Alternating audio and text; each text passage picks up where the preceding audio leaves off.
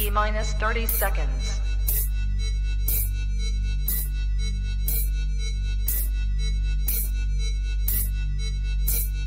T-minus 20 seconds.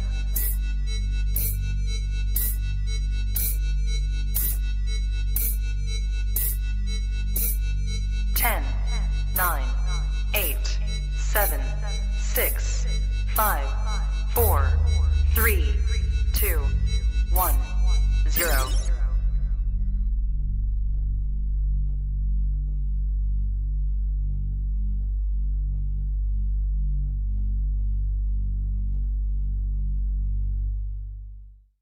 Shout out to US ARC and all US ARC members. If you don't know what US ARC is, don't be ashamed. Just go ahead and click the third link in the description below. See what US ARC is all about, okay? You never know when legislations are going to hit your backyard, so that's why it's very important to consider becoming a US ARC member today. These numbers really do matter, and they look at it for consideration when it comes to battling legislation. So first and foremost, thank you, Phil Goss. Thank you to anybody out there who partners up and volunteers with US ARC organization. Thank you for anyone out there who's a US ARC member. And if you can't become a US ARC member today, please talk about it on your platforms. Let your neighbors know, let all your pet stores know what US ARC is here for, and it's here to fight for our animal rights. Thank you to every US ARC member and US ARC supporter out there.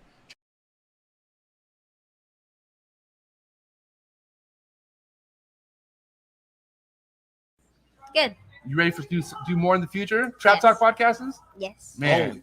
Only Trap Talk. Exclusive. Yes. Exclusive. Oh. So stop calling us. Rub the spot, get the club to pop. When I come up with the crop, God love it or not. I'm hot from the hop to the rub the spot, get the club to pop. When I come up with the rub the spot, get the club to pop. When I come up with the rub the spot, get the club to pop. When I come up with the rub the spot, get the club to pop. When I come up with everybody, we do it. Everybody, we do it.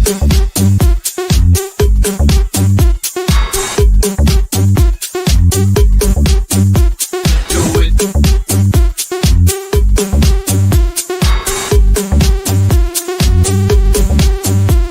Do it.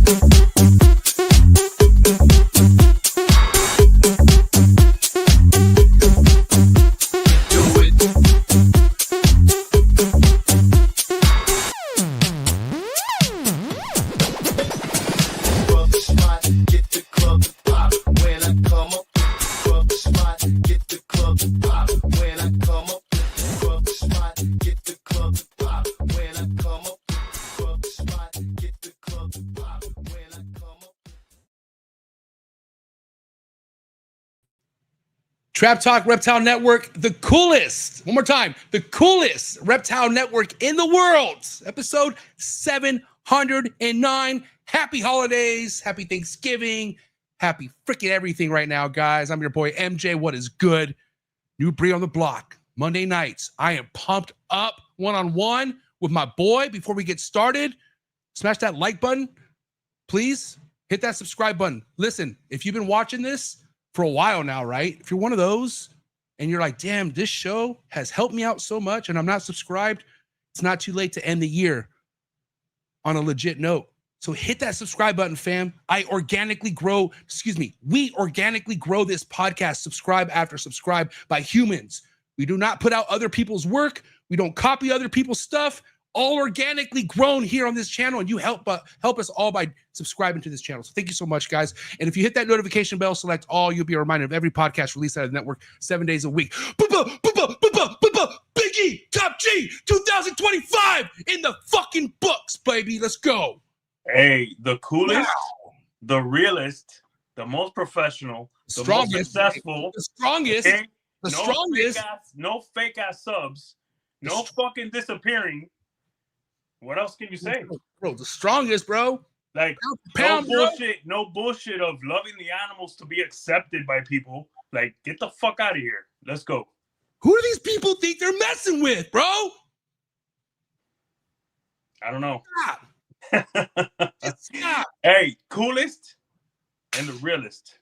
Hey, the funnest. This is the funnest place, bro. Come on. At the end of the day, everything you just named, which was accurate, this is the most fun.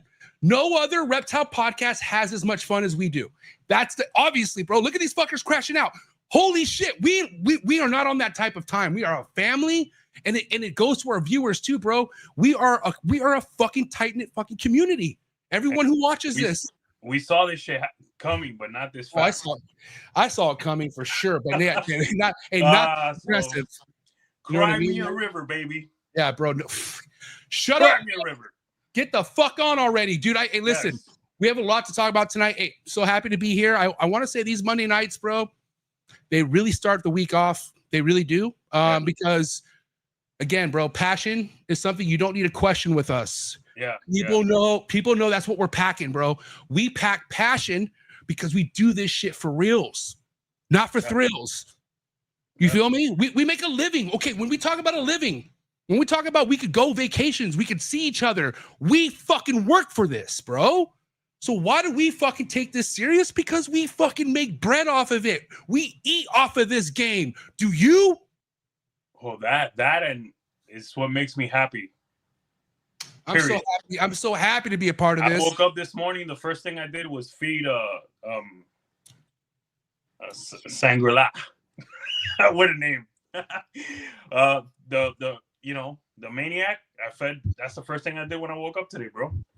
I mean, okay, let's get to that, man. Let's talk about the year you've had with the colubrids. Dude, you're like a new individual now, man. It's kind of weird, bro. Your vibe, Big E, when it comes to reptiles, I just don't see ball pythons anymore. I really don't. Like I see other shit going on in your goddamn fucking world, which I love to be a part of because I sent you a chondro. I sent you your very first chondro, which that was an honor because I already know where that's gonna lead you. Tell you that much. All right, we could get to it, but I love ball pythons. But how do you feel about your growth this year, bro? Like you're into the other projects, and then we're gonna talk. Trust me, tonight is primarily about ball pythons. But again, we have stuff that keeps us moving that are beyond ball pythons, and I want to talk about what your growth has been like with the colubrids. It's been amazing. You saw when I got that Texas Indigo last year. You're like, yo, that's gonna be your favorite snake, and you were right. And that shit opened the whole new world to me, and ended up getting I ended up selling the Texas because I fell in love with the yellows, and I got 1.3 yellows, and that's smart, bro, right? Like, yeah. I mean, because we know space is a factor. Yeah, 100%. If you're not fully gonna give everything to, you can't have it all, right? So I ended up getting 1.3 yellows and 1.2 blacks. Black-tailed creepos and yellow-tailed creepos. Those are my favorite. Got the new room, hatchling room / colubrid room. I'm loving life right now. I'm raising the animals, learning their behavior. Now, I'm breeding a pair. It's phenomenal. I love it. And again, like, how much does it juice up even your love for the ball pythons? Like, because you realize they're different, and you get a mental break when you work with a colubrid, such as like, Drymacon's what we're talking about right now. And then you go back to a ball python, you know what I mean? Like you realize, man, there's levels to this as far as like what you should be aware of. And, we got to give it to the ball pythons, man. That is the gatekeeper of getting people into this hobby where you don't have to be too intimidated. Because we know, man, I mean, the type of colubrid that you're working with as an adult, bro. Yeah. That's no walk in the park. You know what I mean? I've mainly wanted to learn their behaviors. Take that with me, even learn a little bit more about ball pythons, MBKs. I want to be a better reptile keeper. So it's been great. It's been great. It's going great. I had a pair of yellows together for 4 days. Yeah. And I'm watching their behavior. It's bro, it's amazing. It's fun. It's now I'm learning, little things about the chondros, so yeah. And it's again, I'm having the best time I've ever had in reptiles, period. 20 years deep, and you're saying this now. Years deep. And also, man, I'm loving the ball pythons as well. Well, yeah. You always gotta do your thing with them as well and get better, constantly pushing the needle and getting better, period. So let's get to this topic, okay, Emilio, because I know how much you are working towards specific projects. True Ghost being one of them, and a lot of other shit you're really passionate about. How far do you feel like you're out? And what I mean by that, like, I'm talking like the year where you're gonna be losing sleep about the shit you're gonna be producing, like, you know, because I know you're a brick by brick guy. You've been like this for a long time, and I know you're building a bunch of shit. But when do you feel like that house, in a sense, will be done? I mean, every year there's something coming, right? And that should be the case technically, right? Yeah, every year I'm raising stuff. I mean, I'm not in a real big hurry. I'm keeping really good stuff every year, and you know how it is. Every year you're gonna have, you know, stuff coming that you're like, okay, that's really exciting, and that's how I do it. I'm really happy with where my projects are going. I'm just a couple steps behind a few, but that's okay for me, bro. I'm not in a hurry. Can we talk about the project you were excited about the most this year that went your way? Is there anything that stands out to you that you want to kind of let people know? I didn't hit anything earth shattering. I hit more true ghosts. They sold right out of the egg. I kept some ingredients for some new things. This was mainly a selling year for me. I kept a lot of foundational stuff for the future, typically as I do, but nothing earth shattering. I'm like, okay, look at this. This is new. I have a few chances at that this year. But yeah, man, this year I was mainly focused on you know, making that bread. So what's earth shattering in your projects? What would be considered earth shattering? I mean, it would be great to be in the top 3 of people hitting Sunset Exantic stuff, Sunset Dreamsicle stuff that hasn't been done. Wait, are we okay? We're at the end of 2025. Is there still no Exantic Sunset out? Are we still waiting? Yeah, we're still waiting. Yeah. Oh my God. I think Bob, maybe, you know, Bob has a chance, maybe this year. Okay, Big E, homie to homie. I have a shot, depending on how these girls eat. I just hope if it is a banger, it comes from you, okay? And I hope everyone else gets shit. I mean, hey, it's the whole world's first thing. That's not important to me, but to be in the ballpark of it is nice. Sunset Dreamsicle probably. I'm thinking Justin or Miguel will probably hit that. You know, and then down the road, my Exantic DG clown stuff with fire in it, but that's a little further down the road. How important is Pied going to be to everything? Like, what's your game with Pied? That's a good question. It just with the Sunset Dreamsicle stuff, and maybe the Sunset Exantic Pied stuff. It's always good for me to have Pied in there because the animals will last longer in my collection. So, but okay, am I wrong to say that Pied is a difficult high-end gene to work with because of like the prices in a Pied aren't always the value that you should get because it's either high wide or something? Like, that's what scares me about Pied, bro. Like, you hit a sunset and there's like one little mark on the head, and it's like, that's the thing. Only thing I'm concerned about. I'm not worried about Pied because Pied is long lasting. You know, I mean, you still got Justin producing a ton of Pieds, so you know, you got Miguel producing Pieds. I mean, Pieds are a safe bet. If anything, we should be a little concerned with the amount of clowns that are out there. You know. Yeah, but then again, okay, clown is always going to be a part of what we do with ball python. For sure. You know what I mean? But what I would tell people out there is, and I've said this before, you should not be producing a ton of. Your clown production shouldn't be 80% of your production. 80%, not 100% is what you're saying. It should not be 80%. Yeah. It should not be even 100. I mean, it should not even be 80%. But at the end of the day, dude, if you're making shit that you want to hold back and you like, that's great. For sure. That's different. But when it comes to selling, you got to be careful. Yeah, 100%. Yeah, everything you're seeing out there is you know, massive saturation and the same stuff with clown. If you're working it, do something else with it. You know, well, it's like you mentioned, right? Like, so I'm finally making visual clown stuff after stacking all my projects for the last 3 years that have, you know, I have the pavement OD clown het hypo, right? And I'm fucking thrilled over that snake. I even made a stranger clown that's het hypo that fucking looks awesome, but I want all these snakes. I'm holding them back because I don't have enough visual clowns that have these genetics in them. But again, like, that's more because I'm keeping them. I'm not selling them. And what's crazy is, like, I don't know, man, what people need to realize is, like, you're not helping the market by fucking acting desperate and just selling shit that you could get pennies for. I mean, but again, I don't know everyone's circumstances. Can we talk about that, man? Like how many people were in some rough circumstances this year? And like, and I don't know, man, I know you've been in a rough spot. I've been in a rough spot in this game for sure. But like, I never could imagine it putting me to the point where I had to leave or sell my shit.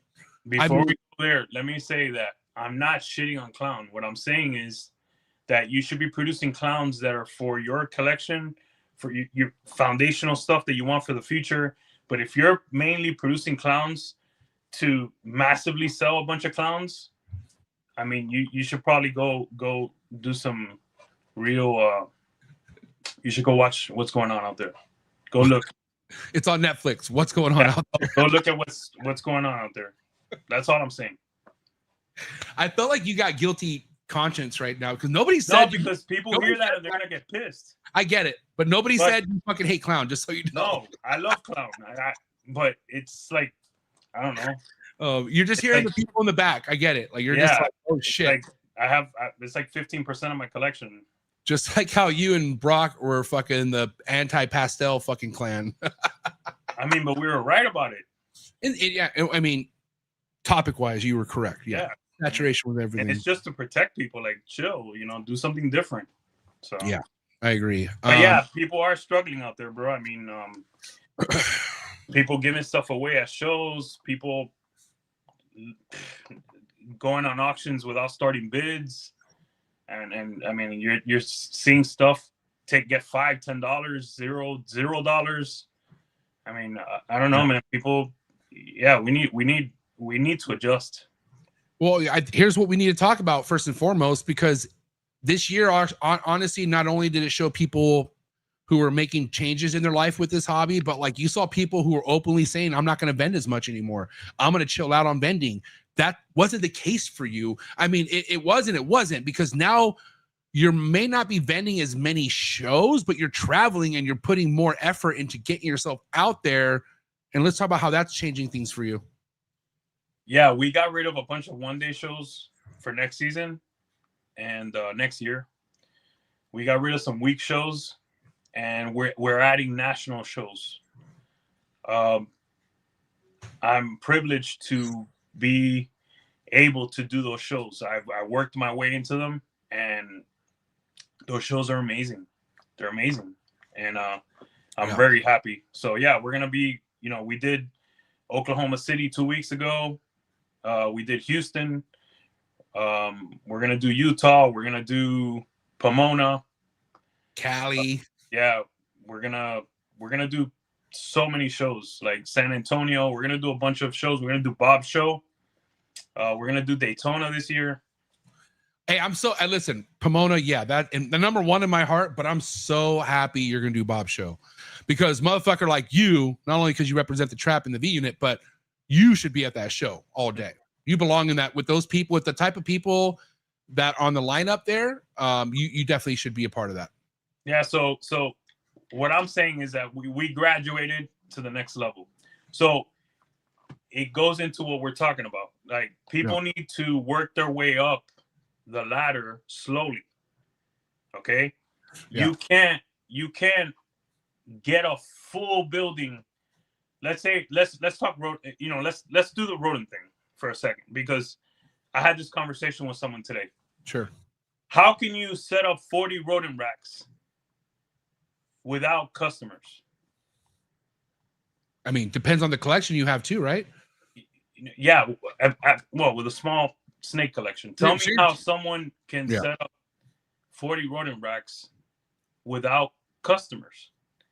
So that's what a lot of snake people are doing out there. You're going to ham, right? You're getting 200-300 animals, 400 animals, and you don't have a basis for your business. You don't know business. You don't have a customer base. You don't have the logistics. You don't know the know-how. You don't know anything. So what people need to do is slow down and learn, and slowly graduate and go up the ladder. I mean, that's the problem we have out there.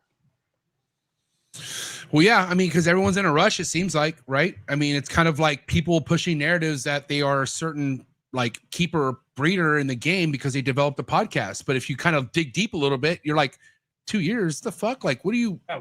Like, what are you posting on your page? And that's what's crazy is like, God damn it. Like, I would not have a podcast if I wasn't breeding. If I had no work to to share my excitement about, what the fuck am I doing here? Like, it's a reptile podcast. Like, yeah, my life is working with reptiles. Your life is working with reptiles. Everybody we bring on, it's about reptiles.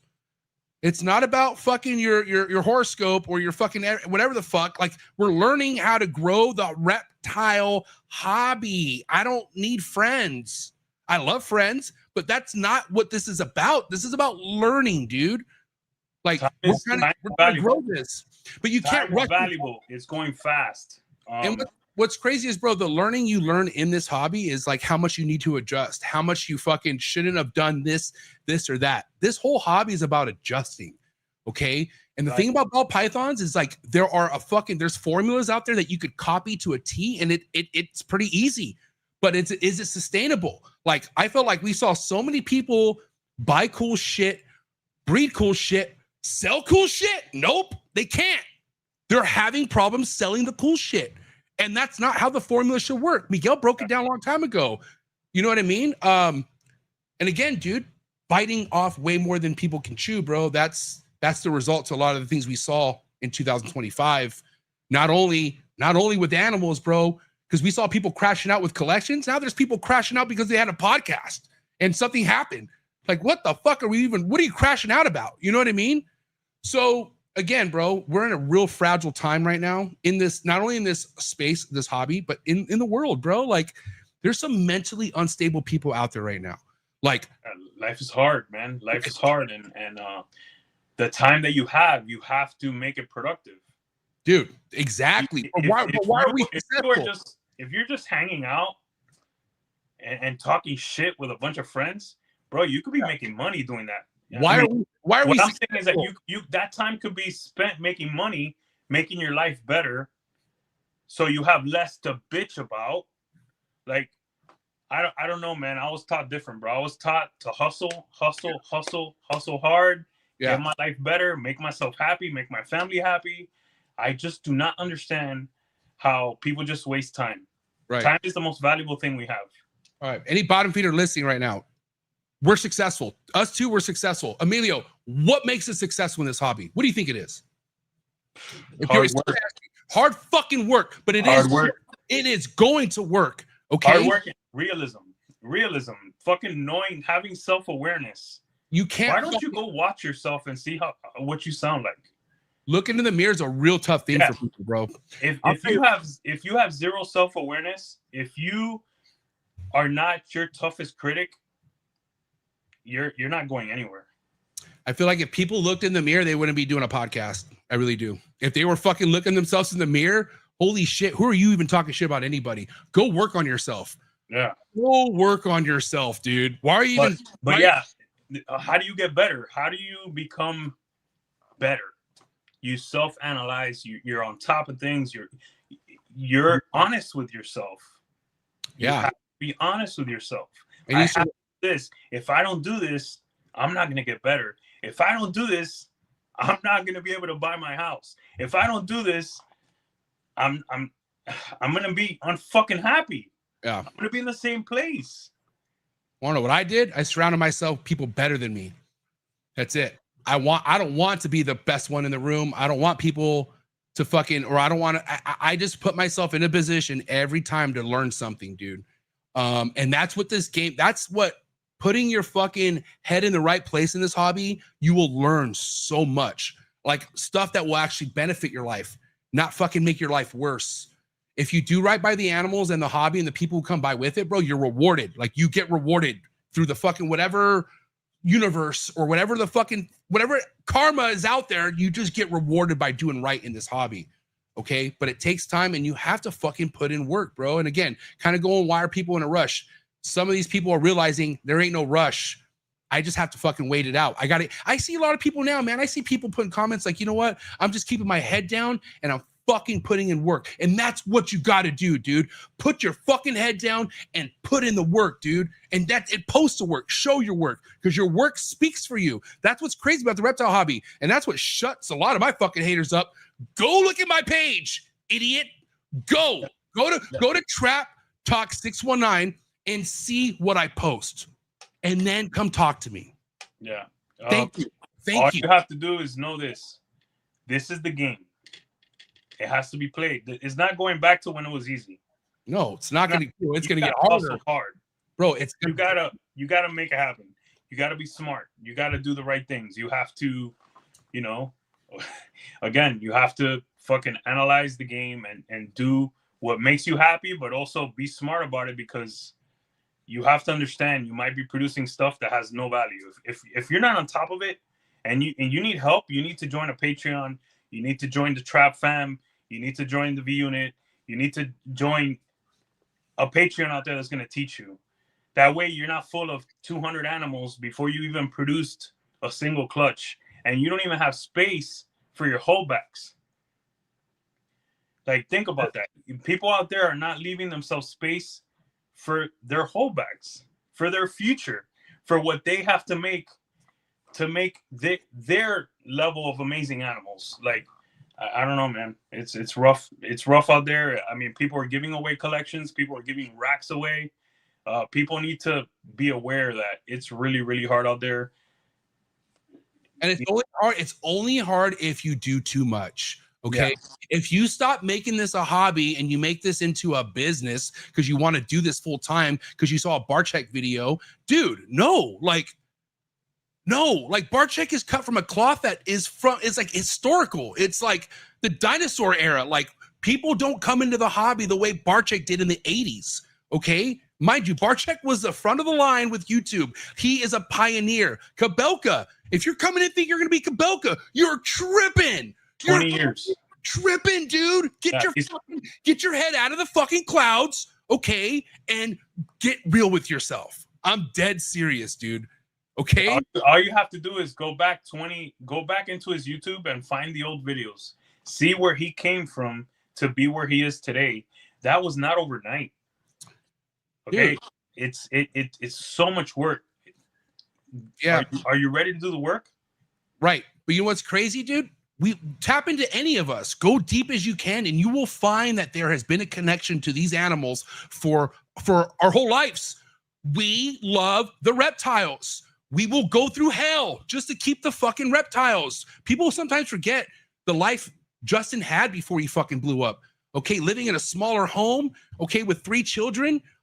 It wasn't an easy time at a certain point for Justin. People think Justin was just rolling in Ferraris and Porsches fucking his whole life. No, dude. Like, he had low points in his life, like we all do. But he fucking loves it. When you love something, it won't stop you from doing it. And dude, here's the thing too, right? You could be new in this, but you cannot be taught the passion, and the love cannot be bought. You cannot buy the love for this shit. You either got it or you don't. And it will show. Oh, as my dad used to say back in the day when I used to get in trouble all the time, he used to tell me, like, dude, this shit that you're holding is going to come out in the wash. It always comes out. And sure enough, it always did. So I'm just saying, dude, 2025 is over. Let's be realistic in 2026, man. Like, let's have fun. Again, we were talking about Emilio's colubrids. I'm talking about my emeralds and my chondros. We have fun. Yeah. Fine. If you're not having fun and you have a bunch of reptiles, that's a problem. Why? You have reptiles. What is it about your reptile collection that isn't making this fun? And I can't answer that for you. You got to answer that. That's some fucking soul searching type shit you need to figure out. Yeah, and then have fun with your pairings. Okay, with ball pythons. Yeah, look. I decided I'm not gonna make anything with clowns unless I'm gonna keep part of it, and I'm gonna test the other stuff. I'm gonna load other genes in these animals that make them more valuable, even if I have to pay to test. I am not gonna make regular clown stuff that is saturated out there. I'm not doing it. I'm just not doing it. So I decided to go through all my pairings, and I'm gonna get monsoon stuff into certain things and sunset into certain things, and I'm gonna have to test, but I don't care. And I know I'm not gonna have to, you know, I'm not gonna have a ton of clown stuff. And listen, you don't have to do what Emilio's doing. Newsflash. Just because you just heard what Emilio's doing, you don't need to go look at your collection and say, oh my God, I need, dude, do what the fuck you want to do with your animals. Okay. If Emilio says tomorrow, fuck Exantic, okay, that's him, dude. Let him do him. And that, but I'm saying I'm just making you an example. I'm not, Emilio never said that. I'm just saying. But dude, who cares what people do with their stuff? Do what you do with your stuff. It's your art. Just be prepared for all ramifications. Be prepared, period. Like, again, don't do too much. It's that easy, dude. Stop doing more than you can handle. If it takes 6 months to sell, it took 6 months to sell. I mean, it's better than giving it away. There's a lot of little things that I've been seeing where I'm like, man, if an animal doesn't sell in a week, big deal. If it takes 2 months, 3 months, 4 months, at least you get what you wanted for it. You know? Yeah. We had a lot of chain of events this year, dude. We really did. I think if we could kind of go back to the beginning of the year, what kicked shit off was Morph Market shipping. Holy shit, right? But now look, okay, let's kind of talk about where things were in January to now. What have you heard lately about Morph Market? Like, let's hear it from you, Emilio. People are pretty happy with the shipping. I mean, everybody's happy. Yeah, I mean, we saw this coming. Other people weren't flexible. I mean, that's what happens, you know. Right. And then this is overall a one-stop shop. It's better. I mean, what else can you say? You know. Now, as far as savings goes, I guess overall as a hobby, millions has been saved over shipping. You would have to think that has something to do with keeping people in. Well, saving for sure. I mean, everyone wants to save money. Anyone that says they just want to pad someone else's bank accounts, that's a fucking lie. That's why when we came on with Darian, I said, I don't know what the big conversation's about. It's the same service, like, yeah, and you're on the same screen. It's on Morph Market. Everything's there. It's an amazing feature. I mean, I don't know. That's why I took over. I mean, it's simple to me, bro. Yeah, and it was gonna be as simple as just letting it play out. Like okay, whoever is making a fuss, and again, if we were to go down the lineup of people making a fuss, okay, which we don't need to do, but if we were to look at all these people, at the end of the day, either they here we go again, dude. You know what I mean? Either they compete or they don't, and they didn't, so it's not happening. I mean, we're gonna hear more about that stuff next year. Trust me, for sure. And you know, again, bro, this is the time of year where shit usually starts to pop off. I mean, it kind of already is in certain areas. Like there was a bull and pythons thing that was going on earlier today. I had some other chondro shit go down, and I'm prepared because based off my fucking 3 years ago, what I went through, I just felt like it's always this time of year. It's always like Christmas, holidays is when people who are having the roughest time in life crash out, dude. They can't handle it. You know, being either really, really broke or depressed or whatever during the holidays is the worst because it's the holidays. You should be happy, but not everyone's happy. And so you don't know what you're going to get sometimes, man. And so people, I would say, get your popcorn ready. You just don't know what's going to come out. And I'm feeling something in the air. I really am. Everyone out there is responsible for their happiness. No one else is. And that is so true, dude. Oh my God. Happy. I mean, I'm happy. I'm blessed, bro. I'm super happy going into Christmas. But you know what? I busted my ass. I was tired, but I'm super happy. And that's what it's all about. You got to think, man, you got some people who, like, let's say whatever they're upset about was going their way, they'll probably still be upset. You just got some people who just want to be upset. You know what I mean? No matter what you do for them, no matter what you say, no matter what the circumstance is, some people just want to be pissed off. And that goes to just, you can't do nothing about that. Yeah. But I pray, honestly, I legit pray for all those people, man. Like I don't want that energy around me, bro. Yeah, man. 2026, dude. I am praying for anyone out there who's caught in a rut. They can't mentally get the fuck out of their funk. I've been there before, dude. I don't want to talk like this, like I don't have the experience. I do, man. I have mentally been in some dark places before, even while in this hobby, and I know what it's like. And I don't want anyone to have that kind of energy next year. So again, man, I really encourage people to figure out whatever it is that they got to do. And I'm going to say right now, man, if you're not active, if you're not doing stuff to make, like, straight up, if you're not working out, try it.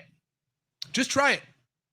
I really encourage you to try it and take it serious where you're looking to better yourself, because at the end of the day, dude, if you're not focusing on yourself, you're not trying to get better, then what the fuck are we doing here?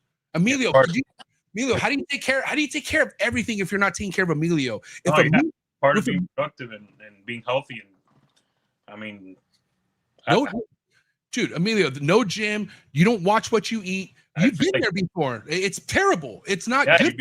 You become lazy, and you get lazier and lazier and lazier, and that's why you see your head. Obesity is a pandemic.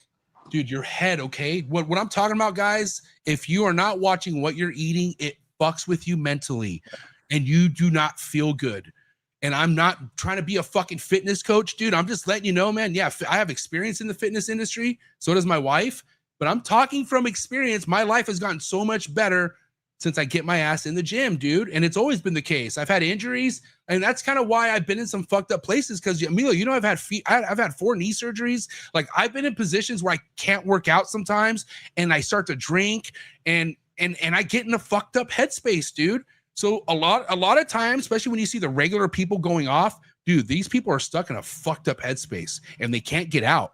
So what do I say? Dude, God bless and good luck. I hope you figured it out like I did. It wasn't easy. It wasn't easy too, man. My wife helped me. I saw fucking counseling, dude. I made it an effort to get better. People need to make an effort to get better and stop fucking blaming the whole world. Trap talk. Blaming trap talk. What the fuck? Get out of here, dude. It's your life. Go look in the mirror. Get your shit together. That's it. Yeah, I'm not saying that the whole reptile industry is a piece of shit. Yeah. That when these people at the end of the day that talk like that, they got into something where they wanted people to accept them and just, I don't know, they don't care. They probably don't even give a shit about the animals. Are they really passionate about the animals? For you to say the whole reptile industry is trash, I mean, what are you part of it? What's your contribution to the animal? What are you doing? Yeah, what are you doing? Like, let's see it. Okay, let's see it. But and then again, 2026, man, I'm looking forward to it. Having to get rid of an animal because you no longer like the breeder is the dumbest fucking shit I've ever heard in my life. Did you give a fuck about the animal? That's some fucking emotional. That's some odd behavior. That's some emotional bitch shit right there. Like, bro, what's going on? Did you ever care about the animal? Put that on the list of odd behavior. Fuck, bro, what the fuck is that? But to each their own, right? Hey, to each, that's not what I want to fuck with. How about that? Yeah. But again, dude, okay, 2026, man. It's not going to get easier. This is where I want to get at real quick, okay? Because it's not like I don't know, man. I don't know what the year's going to be where we hit like a switch and we're like, oh my God, sales are booming. I know it's going to happen again at some points. Never going to boom the way it was at COVID. And I think that's fine. But I don't know. I think, do you think 2026 will be the last, like, hurl up that mountain where we could at least, like, catch a breath and, you know what I mean? Like, and I don't know. I want to get your take on what next year is going to be like in your eyes. Well, here, let me address something. The rookies, a lot of them need to learn and they need to put up or shut up, right? And then the dinosaurs, okay? The dinosaurs, they need to evolve. They need to try different things. They need to hustle harder. The old days of them selling easy are over. So we need to all get our bootstraps on and we need to go out there, work, and make the market bigger. So that means doing the hard work, doing the shows, going to places where you might not go, going harder, period. That's it. We need to make this game bigger, and that's the only way we're going to do it. So with that being said, like, where do you feel like people should be doing production-wise if they're unsure? And meaning, should they go 100%? Should they go 50%? Like, how full send should people go in the ball python game? Damn, I mean that answer is different for many people. It's hard for me to answer. If your pairings, you should be keeping part of your pairings. They should be for holdbacks. If there's stuff that you know will sell, then do it, right? But you have to know this. If not, you're going to be sitting on animals for a long time. If you're not willing to auction them, you're going to be sitting on animals for a long time. Stuff is selling kind of slow right now. So what do you mean by that as far as like, okay, because dude, not even people, again, some people can't even sell their shit on auctions, bro. And again, like you can't even rely on that in a sense if you're not doing enough work, right? But here's the thing, right? Like right now, auctions are way down because of the winter, because of holidays, right? Right. Maybe you should sell more locally. Maybe you should wait till springtime when income tax, when it warms up and we have income tax returns. I mean, are you willing to wait? Are you willing to feed those animals 3 or 4 months more? Yeah. Those are the things you have to ask yourself. These are things us seasoned breeders, we know, right? We know winter's coming. We know that there's a deadline. We know, that's why there was very little auctions the last 2 weeks, because we know we're not going to just burn an auction when most of you might not be able to ship anyway, right? So, are you willing to keep an animal 4 more months to then sell it, to make money off of it because you didn't dump it now? Those are the questions you have to ask yourself. Yeah, but when it comes down to like holding on to stuff for too long, like where does the line cross when it comes to that for you, E? Like when should someone look at something where they know, like, okay, probably not going to keep this, but they should put it on the calendar to make sure it's on Morph Market or something? Like, how do you recommend when it comes to stuff like that? Well, when it comes to my pairings, for me, I'm trying, unless the ratios are really bad, the sex ratios are really bad, like I don't mind keeping the stuff that I hit. If I have to move something, I'm gonna price it aggressively, but I'm not gonna give it away, period. Yeah, that's it. I'm not gonna do no starting bid on an auction and get hammered. I'm not doing that. So let me ask you this. Was there anything this year that you had to remove off Morph Market because you just didn't like the price that people were selling it at? Or you were just like, you know what? If it's not selling at this point, fuck it. I'm going to take it down. Yeah, there was an animal I put up there. I put up to see if it would sell, and it didn't. I kept it. So that's pretty much what I'm talking about. If I put it up there, if it sold, I'd take the money. But if it didn't, I'd keep it. That's the type of mentality you want to have with your production on the higher tier, and the mid tier. That's what you want to be doing. But okay, we could definitely agree that one of the hardest things that newer people deal with is putting a price they think is the right price. It doesn't sell and they panic.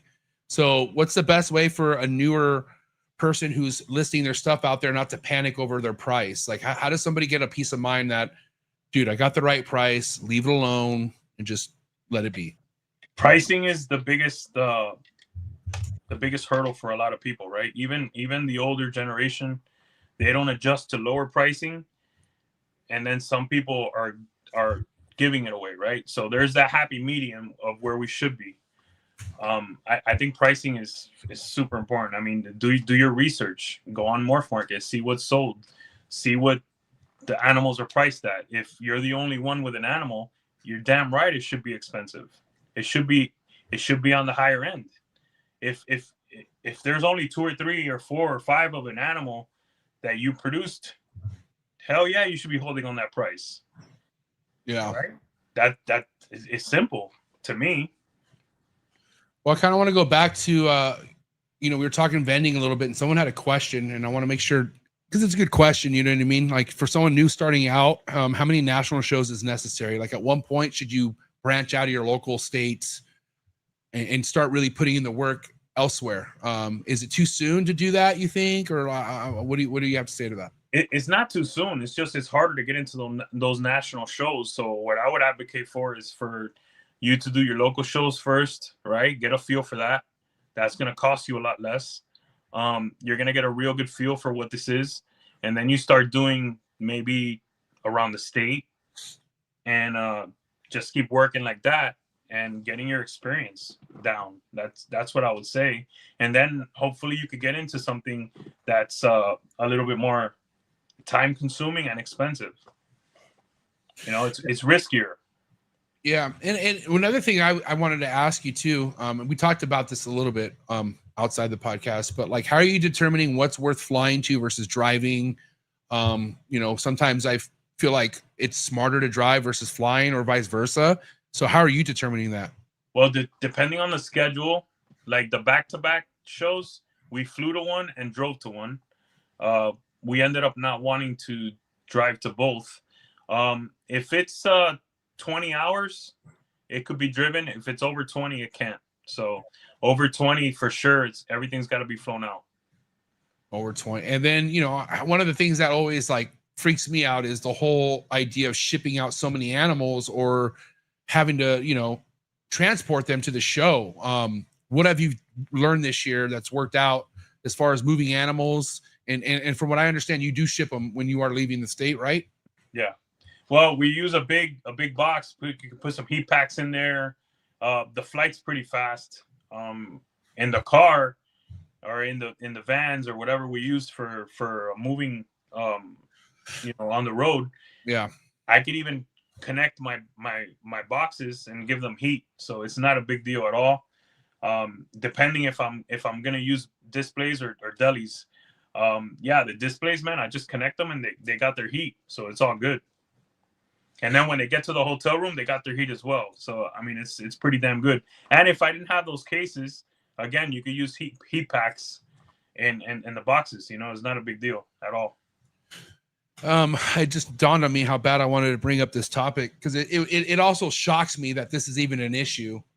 Because Morph Market got some pushback about them saying you should not ship weekend of Thanksgiving or week of Thanksgiving, but even like maybe even the following week.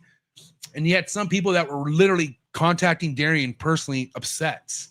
Why do you think it's such a big deal for these people to have to ship during such fucking shady conditions? Like Darian even said to everyone, we have 50 packages being held up right now, currently this week, and motherfuckers still want to ship. I don't understand that. What am I missing, bro? Like, why can't the seller, which we have the control when we want to ship, why can't we just say, I need to hold off? I don't get that. What do you think goes on in your head when you think of that? And is that, what do you think of that period for someone giving Morph Market pushback about being able to ship during this time? Two things. I don't think we should ship after Black Friday for the most part.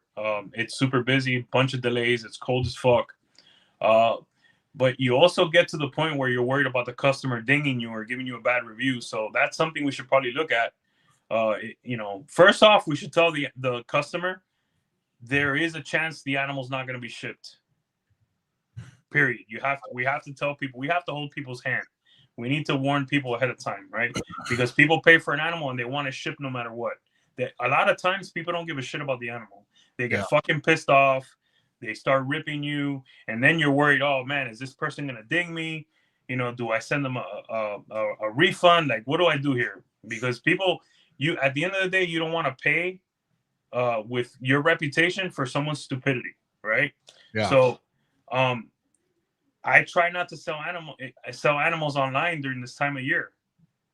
You know, if I do, it's on payment plan where the customer knows that, hey, shipping, it might happen.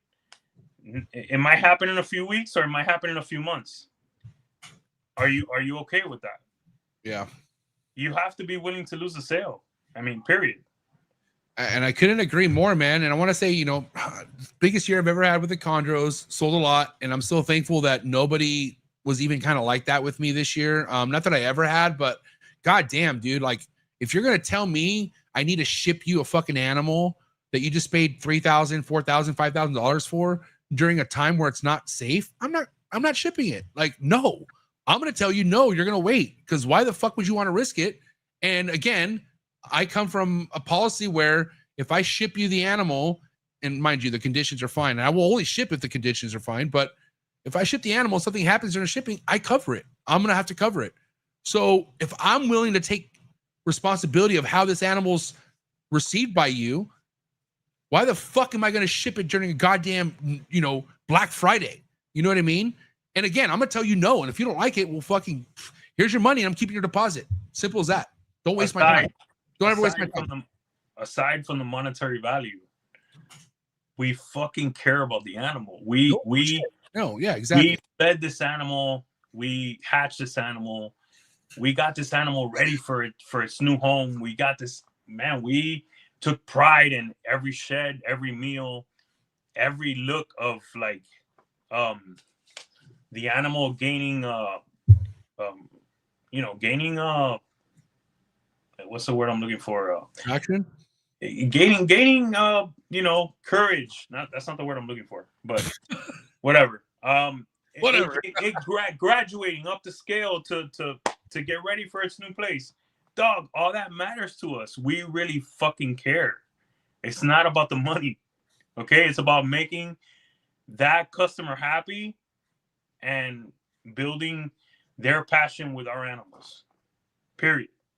But again, so the seller has the power. You know what I mean?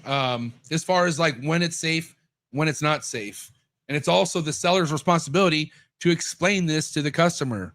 And sometimes we have customers that you have to explain things thoroughly, almost have to write it down for them because they just don't get it. You know what I mean? Sometimes.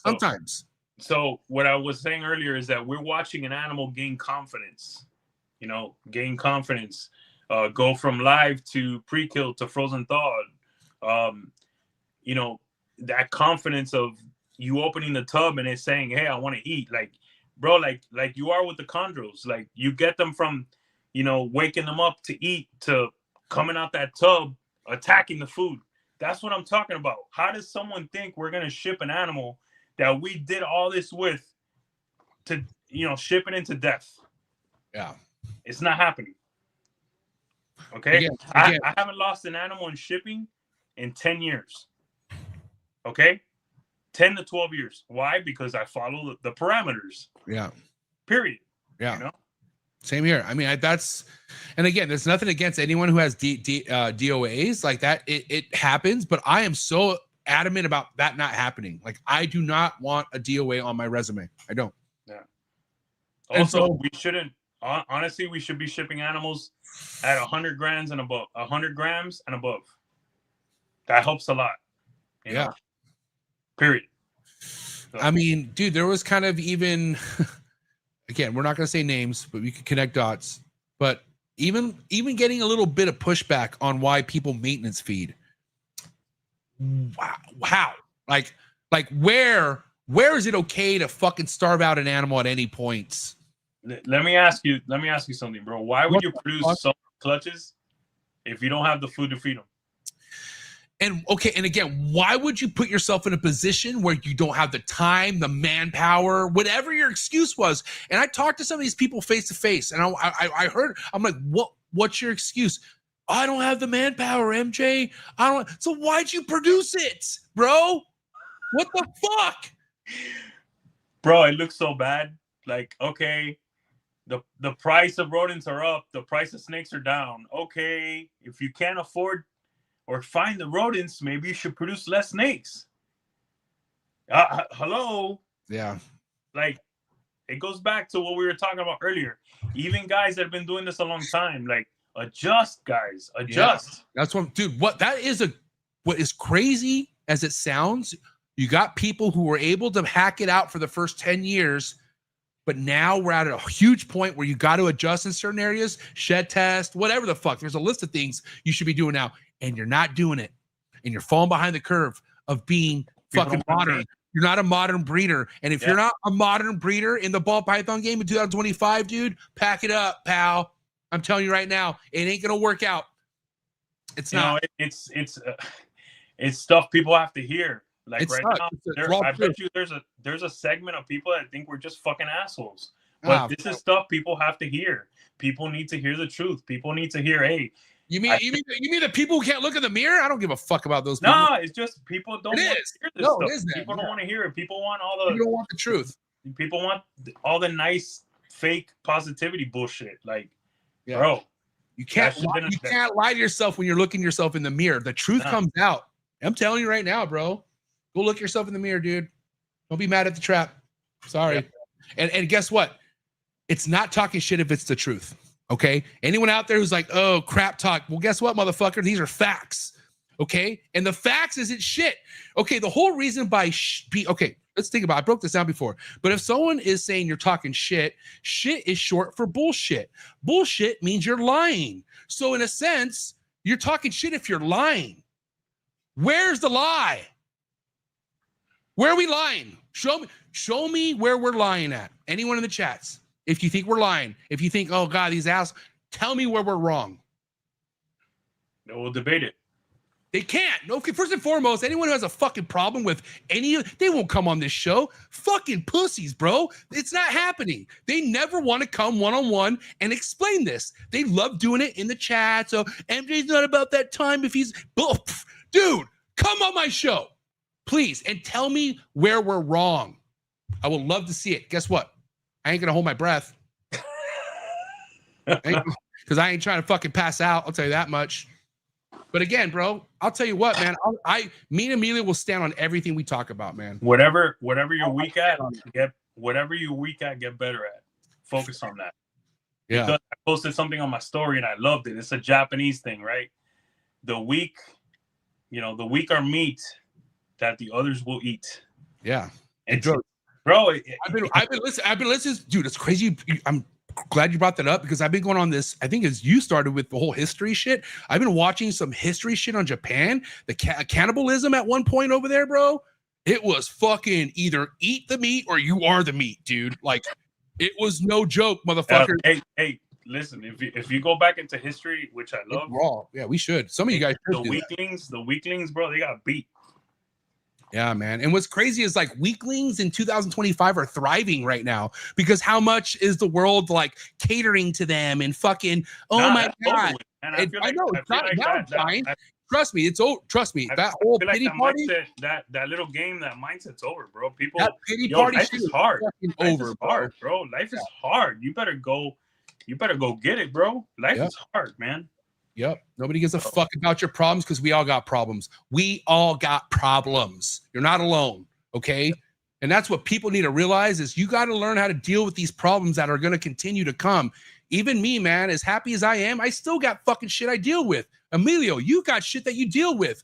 It's all about how you deal with it. We all went through something. Does it ever stop me from doing a show? Nope. Does it ever stop me from producing snakes? Nope. Does it ever stop me from making fucking money? Nope. Yeah. Motherfuckers, open up. Making it happen. Period. Making it fucking happen. And I want to say shout to anyone out there who's making it happen in anything in life, dude. Man, I am so proud of my circle of friends. You're one of them, Emilio, Krista, Mark Bailey, Gary Scavino, Marshall Mandit. Well, Marshall he's Marshall. I love him. But people who just fucking make things happen in their life, dude. That's what it's all about. Yeah, nothing's gonna stop us. Man. If something's in the way, we go around it or we go through that bitch. Oh, fucking dude. I'm got fucking all through. I'm stopping. I'm Marshall Lynching that shit, bro. I'm chewing that shit up for breakfast. People know, stay the fuck out of my way, bro. I'm a steamroller. And so are you. So is this this whole Monday night thing we do is a steamrolling episode. Right. All we do is inspire people who want to fucking grow in this game. Okay. And that's the truth. I don't share all the fucking screenshots that I can share. I just ain't got that time. But you know how many times Emilio we get messages from people from all over the world too. Mind you, not just in this country, all over the fucking world we're helping people. But getting back to, let's say, the ball python game. Look, guys, let's get back to what makes this what it is, right? Let's make beautiful animals. Okay. Thank you. Let's focus on please a certain palette or a certain combo or 3 or 4 combos in your collection. If you're going through it right now, you know, Morph Market made a post, Darian made a post where he said maybe you should produce less this year. Focus on the important aspects of your breeding program. Guys, let's get back to what got you in the first place. Okay, like for me, I'm gonna share this with you guys. when I produce my DG Exanthic Clown with fire or whatnot or other genes, it's not going to be worth 30K. Guys, do you think I care? No. Do you think I care? It's going to be my line of stuff. It's going to be bred by me. It's going to be homegrown. It might be better. It might not. But it's my stuff. And if it's worth $5,000, $2,000, $6,000, $10,000, I'm happy. It's not all about the money for me. Okay? This is what I fucking love, guys. We need to get back to that. What got you in here? You know, MJ, when you see him with his chondros, that's what this shit's about, guys. We went on a rant earlier about, how we feel about life. That's life. But we need to talk about this game, what makes us happy. Get back to that. Dude, just get back to making cool shit, man. Or just, just do something where it's about the snake. Like, let's talk about the snakes. Yeah. That's why, like, my attention span is so fucking thin and short. If you're not going to talk to me about, either something that you enjoyed on the podcast or a guest you want me to have on or a snake I produced or a snake you produced, bro. Like, when people send me, MJ, look what I made, I fucking heart that shit all day. And I'm like, dude, fuck yeah. I encourage stuff like that all day. I'm not going to sit there and talk to you about your fucking day, what you had for lunch, but I'm going to be like, dude, that's amazing. I'm going to encourage that. Other shit, I ain't got time for it, dude. I really don't. Maybe I should have a personal page, which I'll never have. But, dude, I'm so strictly about the animals. Milo, you know my energy, dude. I don't have time for anything else if it ain't about the fucking reptiles, dude. And look, guys, if you set up your collection to produce the stuff you like and to make some money, and you feel like that option isn't working right now and could maybe potentially later, breed less animals or move on from certain animals you feel that aren't working for you anymore. But there's no need to leave. Just control your costs, control your work, the amount of work you have to do. Time is money, right? I get that, right? But don't give up on your projects. I really don't I don't understand that. I can't be without my projects. I cannot be without working my projects. Yeah. MJ can't be without working his designers. Or, I mean, it's just what I love, period. Just what I love. Like, dude, I work with what I love and I can't have enough of it. I'm not, bro, the addiction's so real. You know what I mean? And again, dude, I'm so glad I came from, even though I wish I would have came in at the time with a lot of money, which I didn't have. I'm so glad I didn't, because I always kept it realistic. Like, in my head, I knew a $10,000 snake, oh my God, like that must be nuts. But just to make a $300 snake, like you're telling me I can make a snake and get $300 for a fucking snake? That is still just as crazy to me today. Okay. So going back to Emilio saying you're trying to shoot for a 30 fucking K snake. Oh, it has fire in it or something. Now it's 7,000. Who gives a fuck? It's $7,000. That is so much fucking money. Yeah. Bro. How do people? It amazes me how people can't adjust on that. Also, I feel like something that needs to be addressed. I don't think we're in a market anymore where we can go for the cheapest option. What do you mean by that? What do you mean by that? Go for the cheapest option? What I mean by that is that I think you should go for the higher tier animal that will protect you in the long run instead of I see a lot of people going for the lower end animal. And you're gonna get lower end results. Thinking, oh, they got a deal and whatnot, right? Yeah.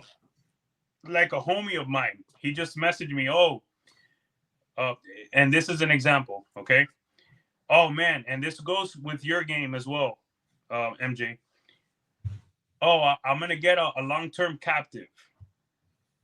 And he has no experience with Kribos. I'm like, bro, no, don't do that, man. Do not do that. You want to get a baby CBB animal that you're going to grow with and you're going to learn with.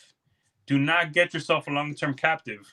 That makes no sense. Save your money, please. So that's an example of what people do with the ball python game, right? They'll get something that's on the discount rack and hope to build off of that. I mean, Come on, guys. I think we can't do that anymore. We can't do that going into 26. I mean, okay. If you do that, don't have high expectations. Yes. You went cheap. If you go cheap, you're going to get cheap results. Oh yeah. That's and there's whole like I could get lucky. Okay, cool, you can. But if you don't get mad. You went the cheaper option. Yeah. And you're right. Maybe it's better to hold off a few more months so you can save up some more coin and get whatever better animal. But god damn it, like especially if it's like, oh man, it's missing that one key gene that I really want, but I'm gonna get it anyways. Why? Like just wait until it gives you everything that you want. If we're talking about something like an investment animal, and then just wait it out. Because here's another thing too. I know there's a certain point with the triple quads, it's all about numbers, but depending on how you buy some of this shit, it doesn't have to be crazy numbers all the time. You know what I mean? If you actually save up for something that's a little bit more expensive because it's a visual, well, dude, your chances of making more visual shit just went through the roof. Yeah, 100%. Yeah. You know what I mean? Yeah, you got to take all, get on Genetic Wizards and know your odds before you buy an animal, before you go crazy. Yeah, man. Look, I know not everyone's in the same, economic position, but there's no hurry, man. I don't know, man. I always say this, right? There's no hurry. Like save money and get the animal you really want, the one that's going to give you better odds, better odds at success, more happiness, man. Because if you start hitting a bunch of pos hets or something with genes you don't want, bro, what are the odds of you continuing to do this? Yeah. I got a question. If you before you go there, if you get a chondro, a wild caught chondro with a bunch of parasites and it never eats for you, like, bro, what are the odds of you staying in it, bro? What are the odds of that, MJ? I mean, tell me, bro. Like, well, I mean, it depends what your knowledge is in, right? Like, if in the beginning, you don't know shit. Yeah, I mean, you don't. But then again, it's kind of like that's what you get for not fucking doing the homework and just buying shit out of fucking thin air. I always, I learned, I raised my chondro collection off of fucking imports. But again, I have crazy stories of all the shit that didn't make it. I feel like you had some help. I've had a lot of help. Real help, right? Yeah, because I had because of Forrest, rest in peace. Yeah, he tapped me in with the importer who would actually I was one of the only guys where if something bad came in, he would replace it for me because we were boys. Other people, they were getting fucked. And that's what I found out after a while. I was like, dude, he's not taking care of other people. And a lot of people were my Patreon members. And I'm like, so I had to stop fucking with them because I'm like, dude, this is a history that that's not good. You know what I mean? But I was able to at least establish a lot of those fucking snakes that I have today. And I got lucky, dude. But then again, I learned a lot. And I don't know, man. That's why I feel hypocritical sometimes because I was in a rush in the beginning. But dude, I learned a crazy lesson. But I rolled with the punches. Like I went with my losses. I fucking learned things the hard way, but I wanted it so bad it wasn't enough to ever get me out. And mind you, dude, it's all who you hang around with. We talk about this all the time. It's all about who you surround yourself with. I had Forrest Fanning as one of my best friends. He was a fucking gangster in this hobby, bro. Anyone out there who knows Forrest Fanning or knew Forrest Fanning knew the kind of impact this one guy had on the entire hobby because of the crazy shit he had. And that was my boy. So, dude, you need to fucking partner up with the right people in this hobby, okay? It's all who you hang around with. You hang around with trash, you are fucking trash. Yep. Mark my words, dude. All right? You were going to ask me something. I don't know, bro. You know me. I'm already fucking, my ADD's way through the roof right now. Honestly, I don't know. For me, it wasn't an option to ever get a wild-caught chondro or a wild-caught Crebo. That's not how I wanted to learn.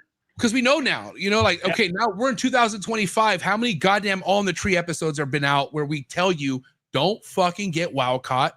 There's so much United States captive born and bred, and those prices are adjusting, man. You could get a really nice fucking chondro USCBB for $800, a yellow neonate. That's fucking crazy. I mean, that's awesome because, dude, yellows is how I started in the chondro game. So there's ways, man. And again, going back to being patient and you want to know. Okay, let's talk the truth. This is why I have such a fucking popcorn ready situation with the ball python breeders getting into chondros, because you want to know what some of these ball python people tried this year? They tried taking shipments from Indo of a bunch of chondros. Yeah. And they asked me, MJ, what do you suggest? I told them, you better have a fucking quarantine room dedicated to just these snakes. And I only found out of 1 out of the 3 that told me they were doing this. I don't know what happened to the other 2. I can only imagine. But what do you think happened to this one person? I'll tell you. They got 26 chondros in. Guess how many have Nido? All of them. Every single one of them. Motherfucker. So there you go. Okay. Holy shit. Imagine taking in 26 chondros, all Nido positive. You're now a Nido guy. You are now a fucking biologist, chemist on Nido. Congratulations. You better figure it out. And guess what? If you got other reptiles in the same vicinity as all these fucking snakes, holy shit. God bless. They must feel some type of way, bro. But again, dude, you learn. This is what it's about. This one individual I'm talking about, I'm helping him, I'm guiding him, and again, like, he knows. I told him, be prepared for this, and he knew what he was getting himself into, and it happened. But guess what? He ain't out. We're figuring it out. We're gonna we find a solution, and you know what to never do again. So again, bro, there's some things that are really hard to recover from mistake-wise in this hobby. So do yourself a favor, slow down, like Big E said, and really, dude, like, invest into the right Patreon or group, whatever. I'm telling you, man, the right advice will take you so far in this game. And that's where I could say I'm at where I'm at because of the advice and the circle I have. And obviously I put the work in, but dude, I would not be where I'm at without my people, bro. Dude, I pride myself on the fact that I try my best for my people to make it. Yeah. And whenever I go somewhere, they're gonna go with me behind my table. Yes. I've done that the last few shows that you've seen. I know you take care of your trappers, bro. Honestly, it's a goal of mine to make sure that these people are here with us 5, 6, 7 years from now. It's what I want, and all I want from them is for them to make the game bigger as well. That's what we have to do. We have to do that type of work. You've been to a trap fest, bro. What are those about? Beautiful. I mean, what's a feeling after a trap fest weekend? It's exhilarating. It's family. It's the fucking best. It's what reminds me why we do what we do. Yeah, we're gonna be vending Pomona, right? And we're gonna be next to the Morph Market booth, and then we got homeboy Serpent Smith right behind us. Dennis Smith. Yeah, man, that's the homie, bro. That's one of the nicest guys, bro. Producing amazing puzzle stuff. So, bro, I'm already like, holy shit, bro, this is gonna be so fucking badass. We got the homie right behind us. Like, it's fucking great, Again, it's because we are a community, bro.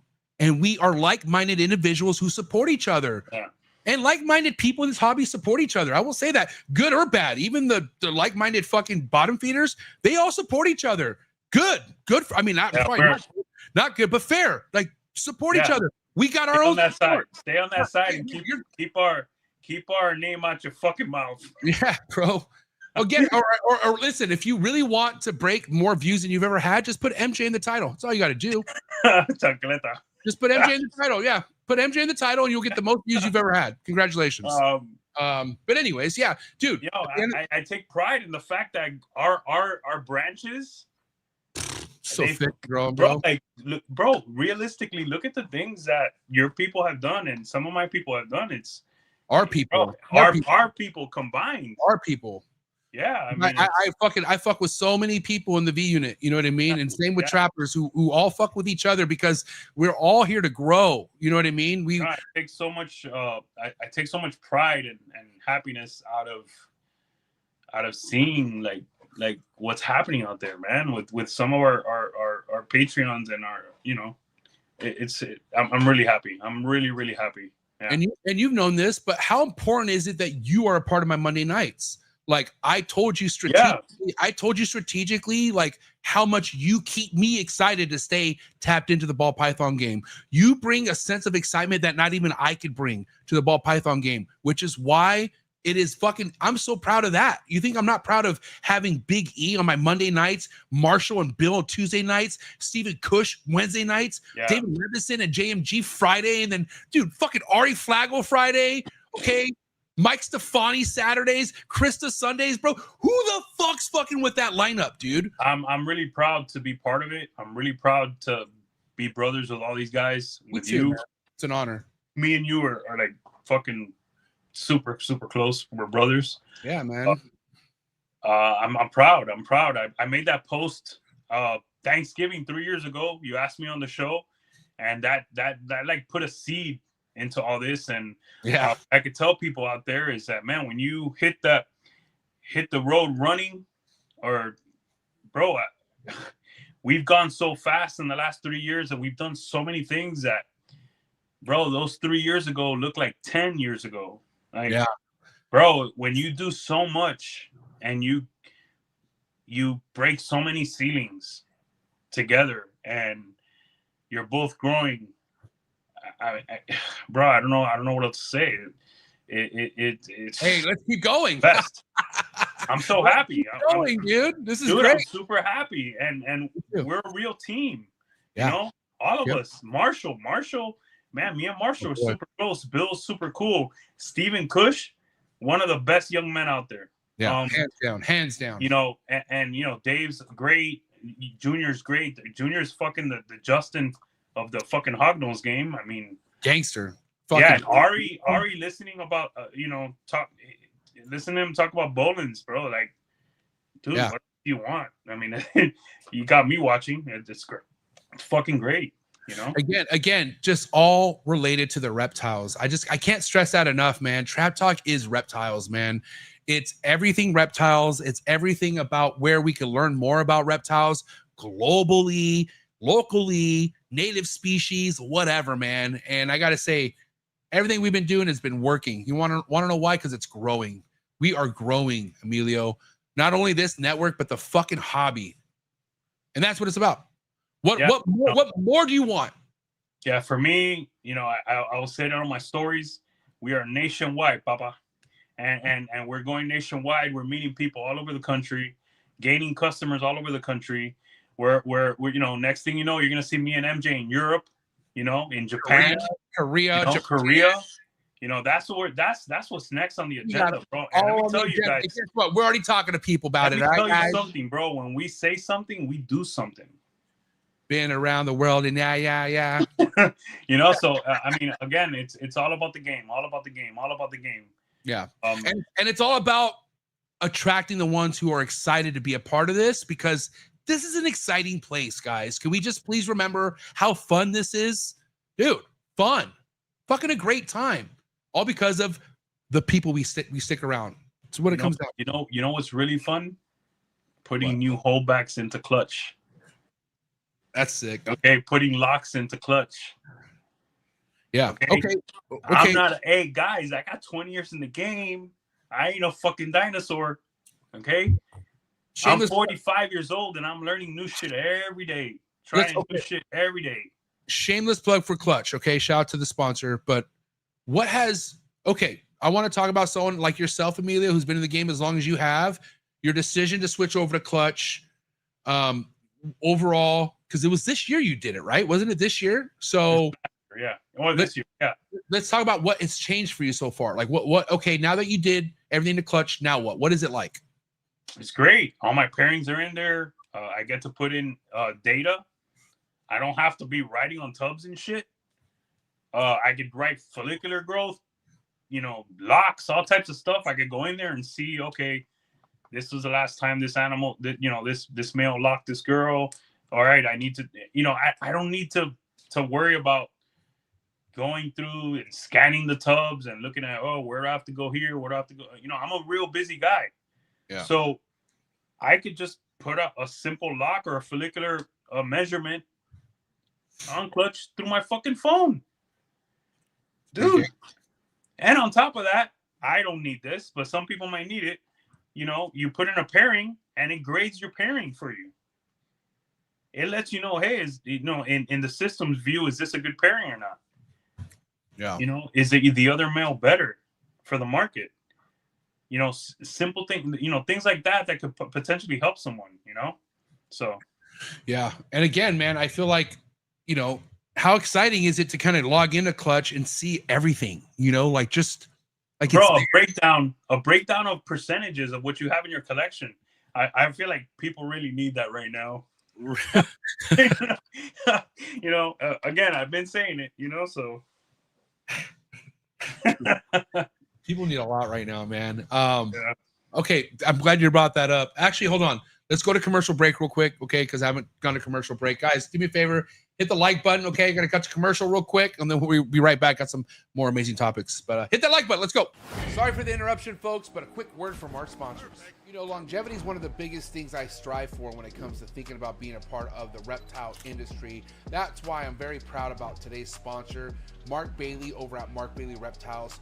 40 plus years, full-time reptile keeper, enthusiast. This guy, you can catch all his amazing ball python projects on Morph Market. So make sure you head over to Morph Market, and that's Mark Bailey Reptiles on Morph Market. See what he has available currently. And I gotta tell you one thing, he's one of the biggest and most respected ball python breeders we have today in the ball python game. So shout out to Mark Bailey over at Mark Bailey Reptiles. Thank you for all the support. And again, make sure you head over to his account on Morph Market, see what he has available. Thank you so much, Mark Bailey over at Mark Bailey Reptiles. Cheers. Sorry for the interruption, folks, but a quick word from our sponsors.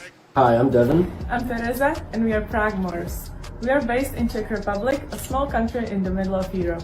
We really love animals that revolve around multi-recessive projects, and one of our very favorites is Hypo. We're really looking forward to clutches that are coming this season, and some of those are Hypo Clown, DG Clown, Hypo DG Clown, and one of our all-time favorites, Hypo Puzzle. Hope you enjoyed the next episode on Trap Talk, the greatest reptile network in the world.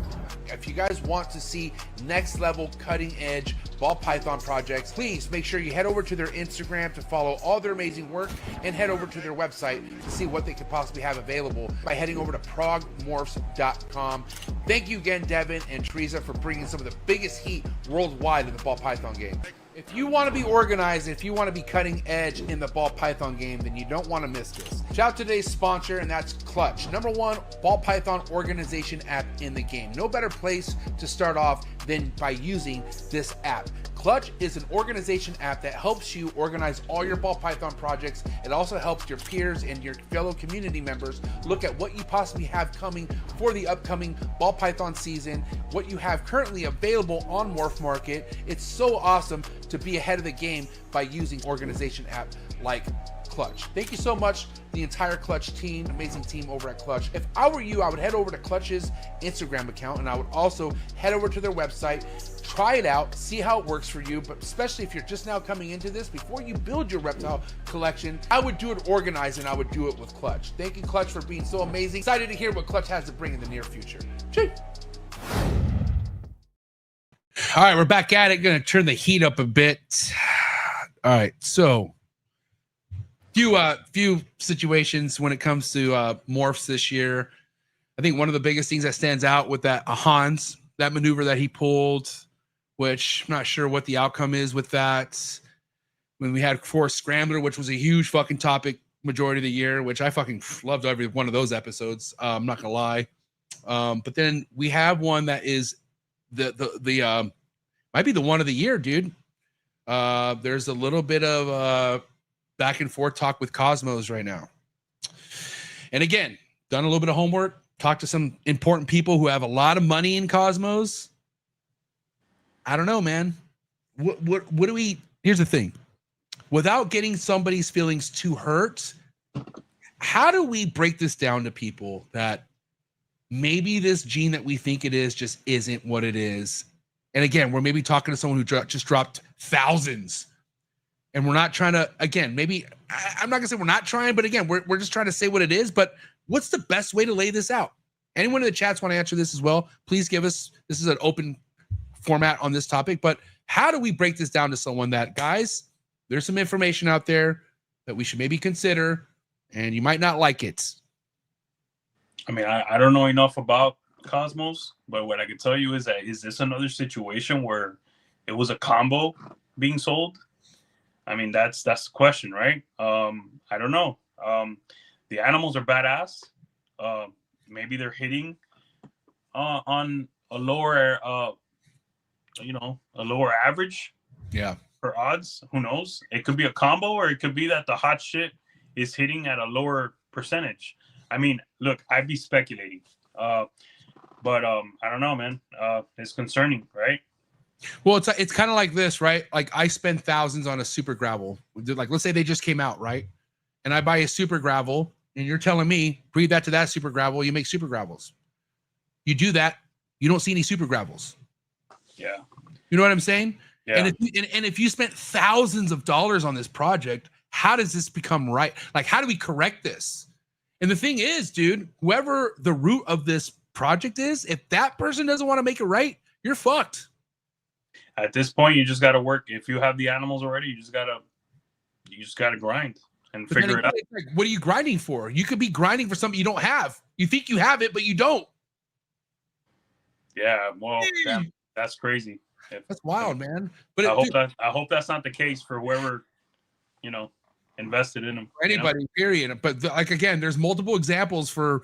We're not just talking one gene here. We're talking across the board, multiple situations like this. It's concerning. So what I would tell you is, down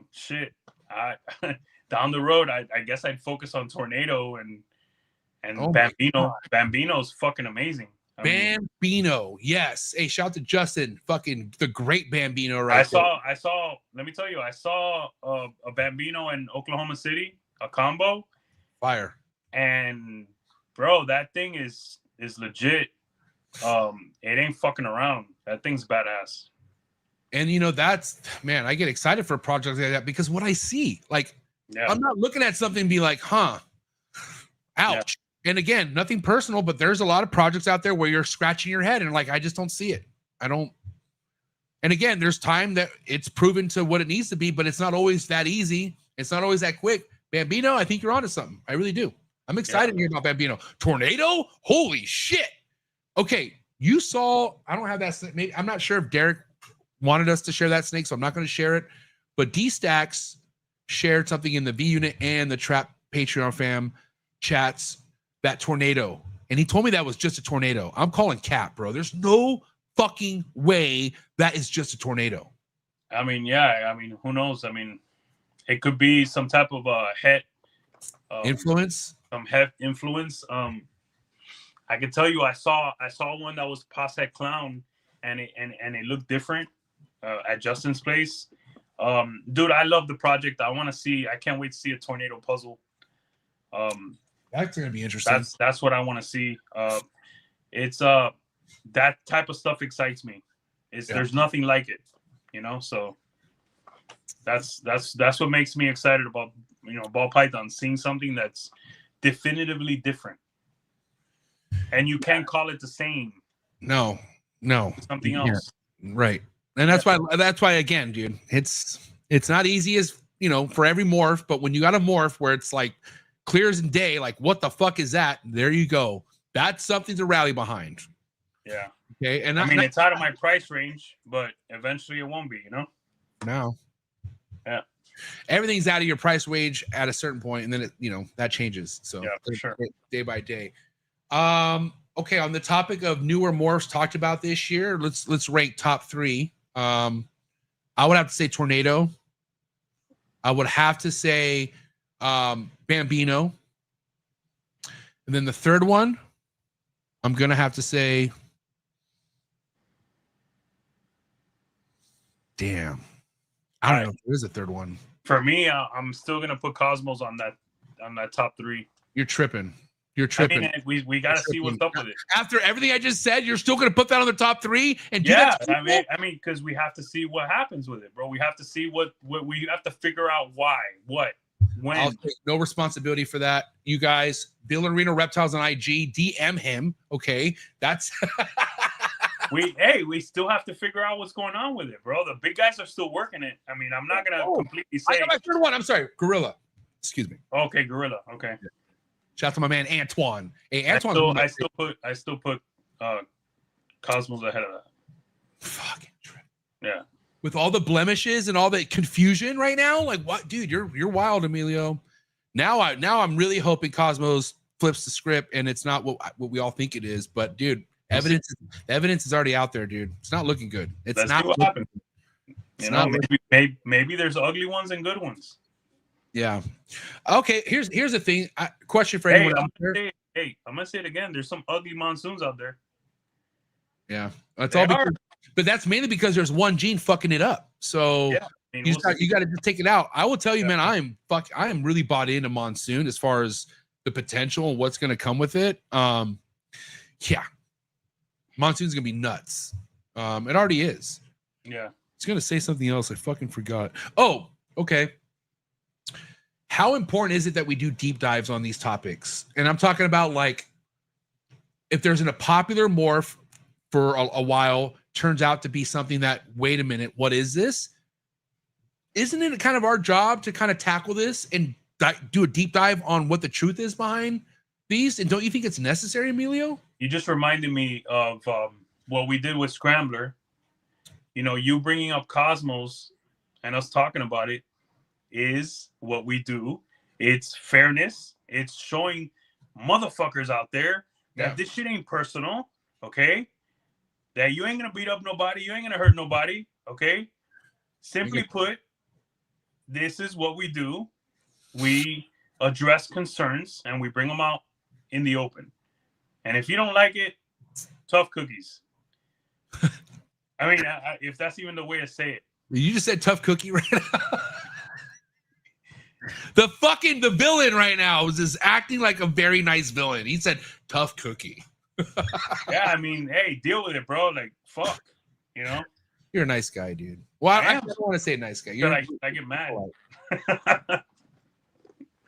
Yeah, but no, man. You know, it shows consistency, bro. Period. Yeah. And again, man, consistency isn't something that shows over 1 year. You know what I mean?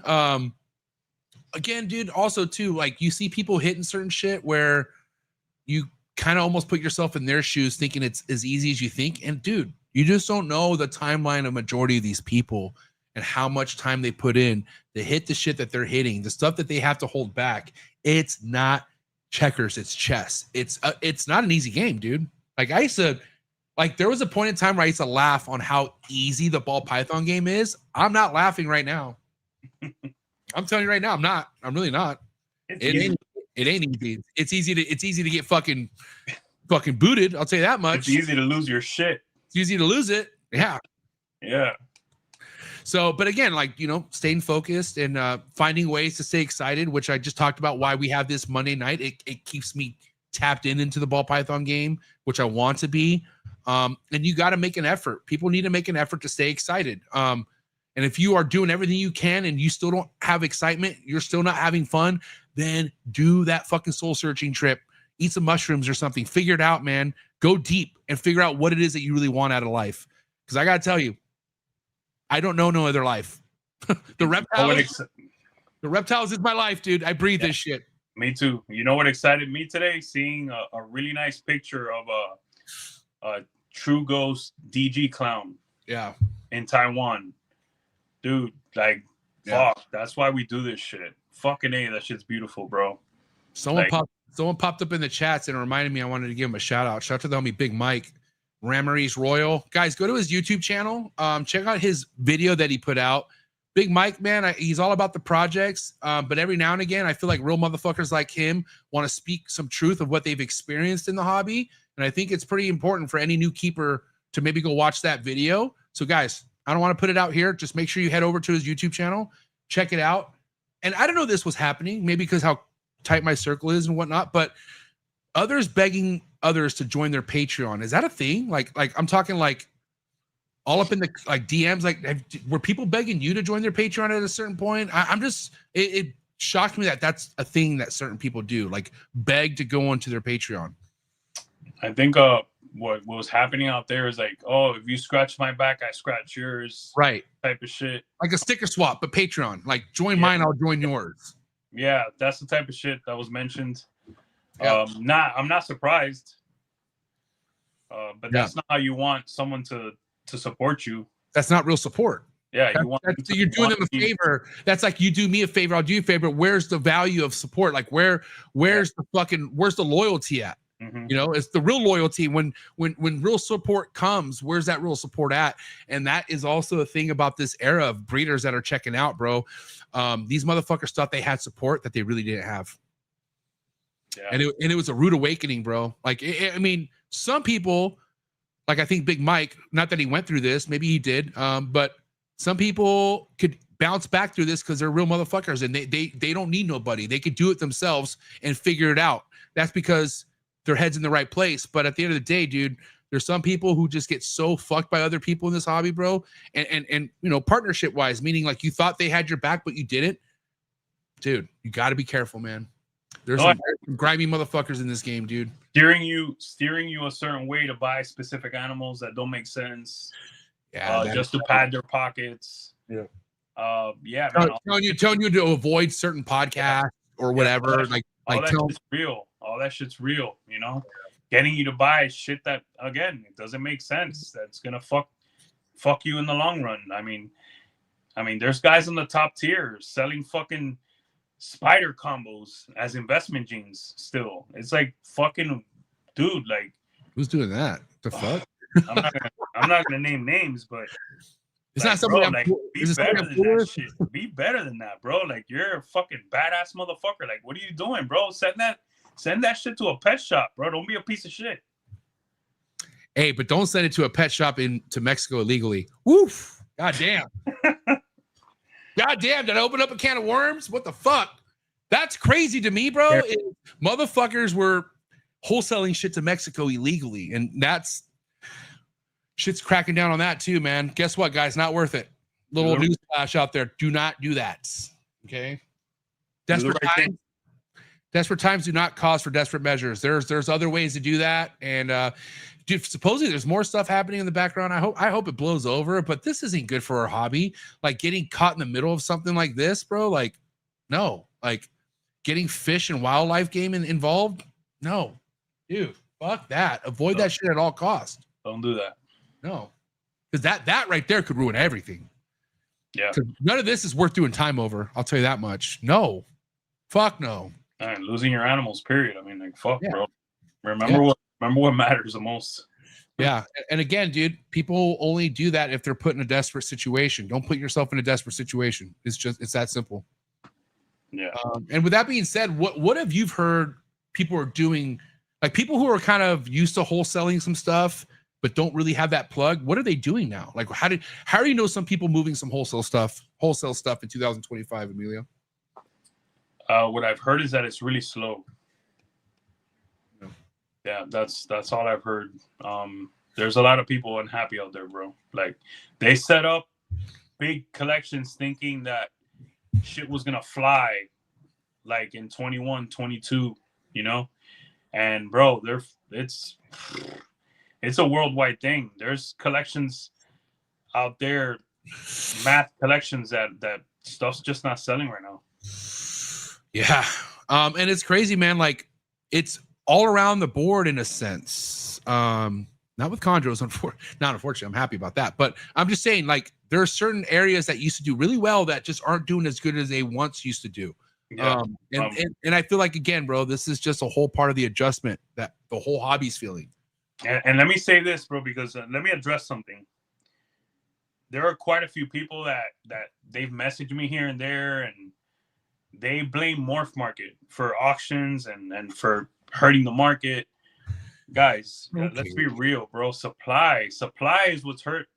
Supply and demand is everything in life, bro. What happened when there was a bunch of oil on the market when we weren't driving during COVID? Right. The price of gasoline fucking tanked. Okay. They had to stop fucking producing oil because the oil went to almost zero. Yeah. We weren't using the product. Okay. So it's not Morph Market's fault. It's not the auction's fault. Okay. The auctions are a tool. Okay. People need to produce less of stuff that there isn't a demand for. Period. Yeah. So when I hear people blaming others, you know, even when they had certain, they did certain things to the market themselves in the past, it's like, fuck, bro, like, come on, man. Like, don't you remember what you did? Why are you producing so many animals?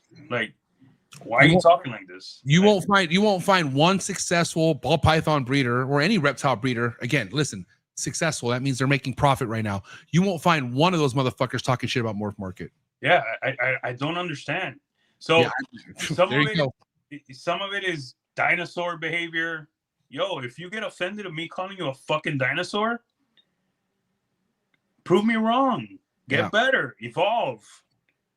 But again, too, bro, It's like 2025, bro, 26. Like, what are you doing to get better? Emilio, I've seen some of these people you're talking about, the way they express themselves in comments. And guess what? You kind of look a little bit deeper. Oh, yeah, you were kicked off of Morph Market. No wonder. Oh, no wonder you're on I hate Morph Market rant, because you're kicked off for being a piece of shit seller.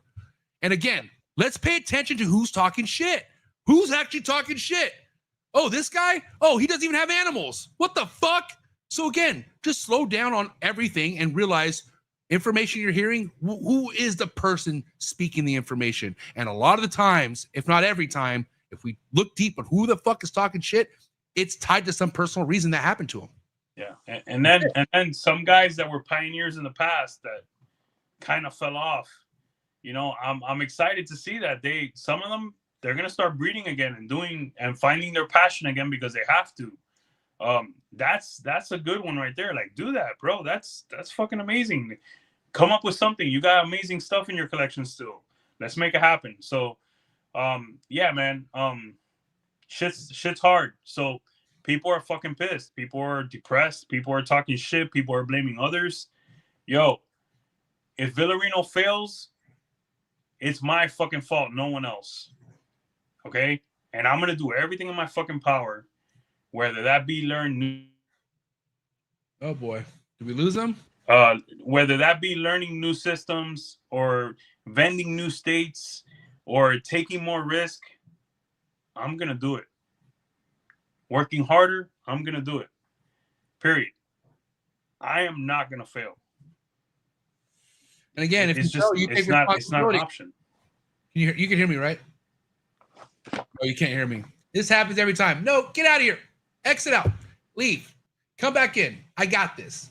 Every time Emilio either gets a text message or a phone call, it fucks up his audio, and then he can't hear me. So he'll be right back. But hey, guys, let's get the likes up, man. This is I like the energy on this podcast. It's on fire. What did you hear last?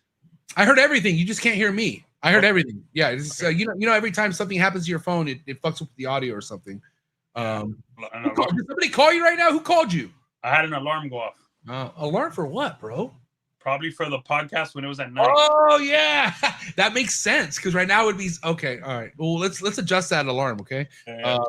And by the way, I think we will at some point go back to 6 o'clock at some point. But right now, it ain't happening anytime soon. People like the late nights. I'm not gonna lie to you, bro. All right, listen. I feel like I've been hogging up a lot of the topics for tonight, Emilio. I do want to give you the floor. I don't know if there's anything on your mind. You know, again, quite the year. I'm so happy about this year, dude. I want next year to be better. It will be better. But let's hear anything that you have that you like to talk about. Any special chain of events that you want to go over for about this year. The floor is yours, Emilio. Nothing. I'm excited about the future. Beyond all the negativity, all that stuff will work itself out. I'm excited about my future projects. I'm excited about my colubrids, about learning, you know, the Cribos, the Drymarchons, the Chondros. You know, I have one now, but who knows? Maybe I'll get another. What do you mean, who knows, bro? Just stop, okay? I'm just saying, you know how it is. It's fucking on. My guy's gonna be Emilio a year from now when we have the 2026 wrap up. Mark my words, he's gonna have at least 3 Chondros. Yeah, man. I mean, it's fun. It's a lot of fun. They're beautiful. It's great to push yourself to learn new things, and yeah, that's it, man. I'm super excited about the future. Anyone that's not excited about the future, you need some coaching. You need some help. Yeah, that man's Patreon or mine will help you. Or just reach out, just reach out to somebody. Like, you know, again, we don't want to sound like we're pushing you to a Patreon. I'm just talking about like when you invest somewhere, you do get that investment back. But I'm also saying, dude, reach out to your friend. Don't be shy to tell your own like mentor or friend, like, I'm struggling here. Like, I need some help. Dude, talk it out. Okay. Don't wait till it's too late. Yeah. 2025, it's been great. I mean, but you know, as you know, I move and I hustle and I do not stay still. Did I have to work a little harder this year? Maybe a little bit. But I still had stuff that was popping that sold right out of the egg. I grind my shows. Now we're gonna start doing the national stuff. So I see it as, you know, continuously growing and getting better. So 2026 is all about you know, taking it to the next level, vending and meeting new people and hitting new markets, getting new people in the game, adding customers.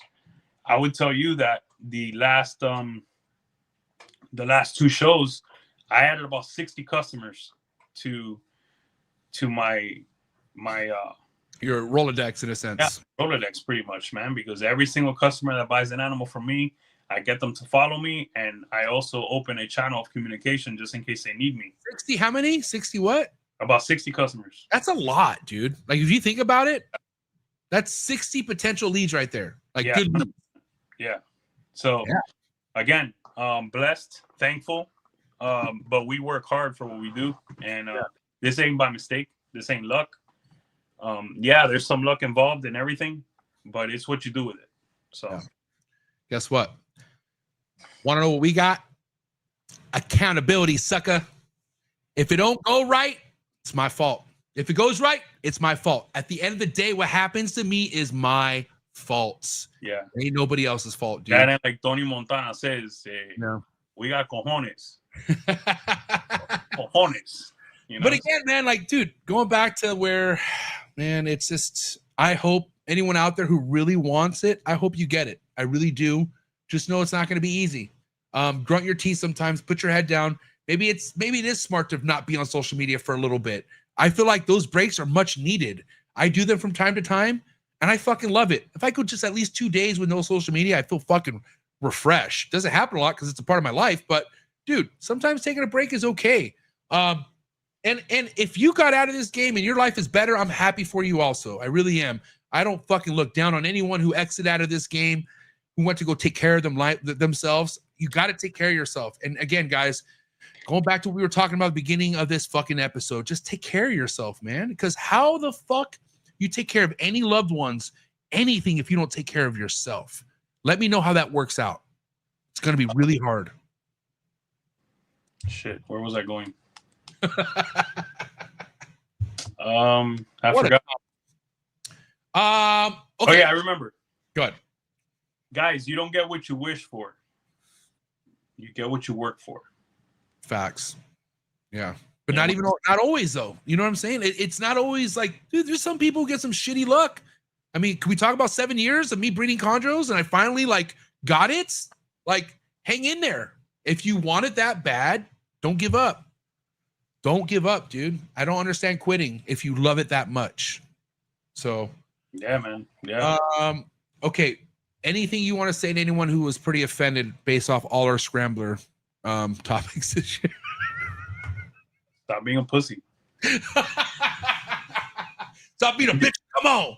We just questioned Cosmos, and one of our best homies is deep in that project. Right. I have a few homies deep in Cosmos. I mean, like, you know what I mean? Dude, what else? I mean, and guess what? That Cosmos shit is real money. Yeah, it is. Okay, scramblers, guys, scramblers aren't expensive. You know, I had some guys say, "Oh, you just attack the project because you don't work it." Bitch, if I wanted to work it, I can. It's fucking cheap. Like, shut the fuck up. Like, you fucking idiot. These are Pumas, okay? They're not idiot. You know, what's your problem, man? You know? Oh, shit. Come on, man. Like, stop it. Biggest man, they might get mad about that shit. I don't care. Fucking get in line. Or you know what? Your circle's gonna get smaller. Yeah, your circle's real small, buddy. Fuck out of here. Like, it disappeared overnight. Well, first off, why are you looking at another man? First off, why are you looking at another man's circle? Okay, that's a little weird. All right. Yeah, it's fucking like, come on, man. Just shut the fuck up and breed your ball pythons, bro. Oh, shit. Exactly. And that's where people are like, oh my God, wait a minute. I don't have nothing to breed. Yeah. Just shut up. Hey, dude, shut up. The world's competitive, man. Yeah, but That's dude, it. man, I'm glad you said that. I have that competitive drive. I know you do as well, but you know what? We compete with ourselves. Like I compete with myself from last year, this year. I wanted to get better last year. Next year, I'm competing myself from this year. I don't give a fuck about nobody else because nobody could compete with me, dude. I'm in my own world. Emilio in his own world. Who the fuck's competing with us? You can't touch us. We're in our own world. We got our own thing going on. Go do your own thing. Go figure it out. Yeah, me versus me, bro. Go It's do me versus me, dude. Go fucking go challenge yourself. That's again, man. Like go. We're gonna leave it alone after this, but the motherfuckers who are talking the most about this or that hate themselves. Period. And we're gonna move forward after that. Go get therapy, please, dude. 2026. What's the biggest thing that could go your way in 2026? Biggest goal. Don't fuck around. Give it to me. It could be a project. It could be a certain show you want to make 20K at. I don't give a fuck. What's the biggest goal for Emilio 2026? I want to produce my Cribos for sure. Epic. And I wanna grow like I did this year and do what we did this year again. And then we did great, man. We're in the plus column when it comes to sales. We're blessed. A lot of people out there are not in that place. So again, I want to continue to say I'm blessed and thankful. We hustle. I wish to have the energy and the motivation that I have now on into the future. That's it. Are we gonna be brothers next year? Yeah, man. That's not even a question. Then don't. Sorry, just trolled. What? Don't question the energy or the motivation if we're brothers next year. Well, you're gonna get it from me.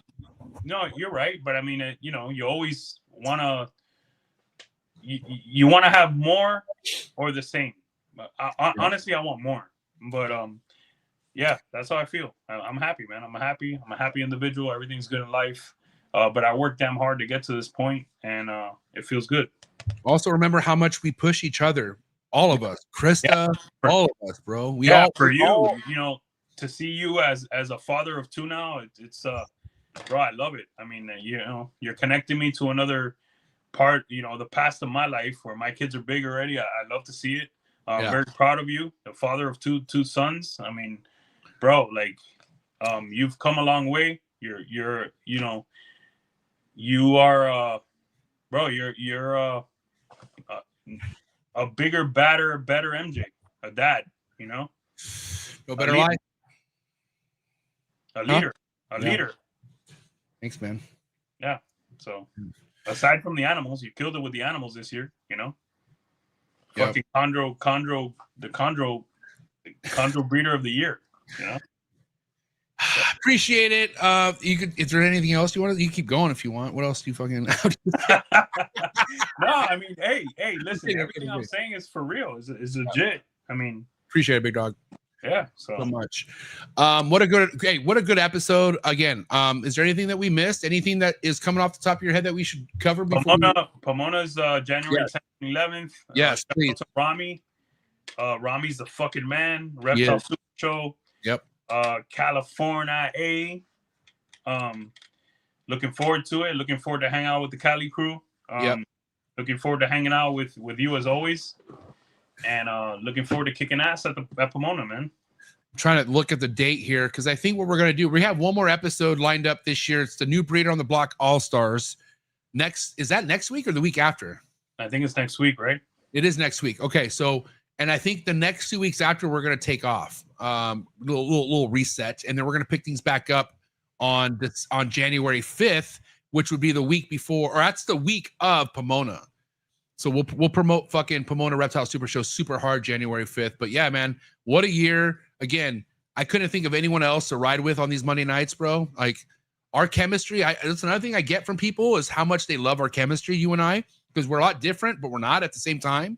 One thing I'm very proud of that I've heard a lot this year, Antoine is one example, but Antoine was pretty butthurt that you weren't going to be on the show with him, And so what's crazy is when I invite some of these people on the show now, they want Big E. they're like, yo, is Big E gonna join? And so that's a hell of a compliment coming from him. He's a freaking killer in this game. Yeah. Yeah, we'll definitely do that, bro. He's awesome. He's amazing. I love what he's doing, man. So just be ready for more double headers on a weekend or on a week going into 2026. I might have to pull you for Thursdays as well. Okay. Yeah, man. All right. Guys, appreciate you so much for tapping in. And again, great, man, great to be back. It's been 2 weeks and it feels like it was like a month. Yeah, it's because that's how much we do this shit. And again, we got a lot of things planned for 2026. Oh, and we got a big surprise for you guys next week.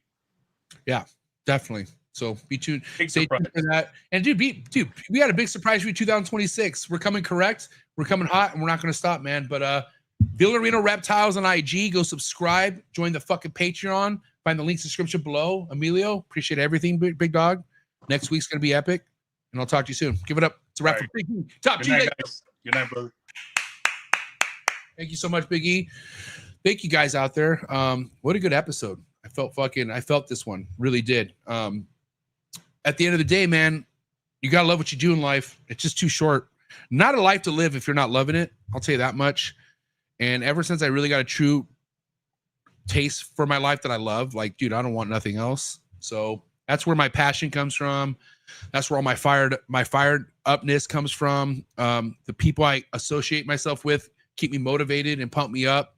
And I think that's so important in life. You got to have that right circle of friends. You got to have that right influence, because that right influence could take you guys to that whole nother level that you could never expect. And I'm telling you, it's the fucking life, man. So again, thanks for all the love and support. If you guys want exclusive content, if you want to get more out of what you see, you want to get more behind the scenes, if you want to get to know me better or the Trappers or Emilio, then come join the Trap Talk Patreon family. Do not wait. Don't hesitate. Join that tonight, man. Click the very first link in the description below. Join the Discord and the Instagram group chat. Share all your projects.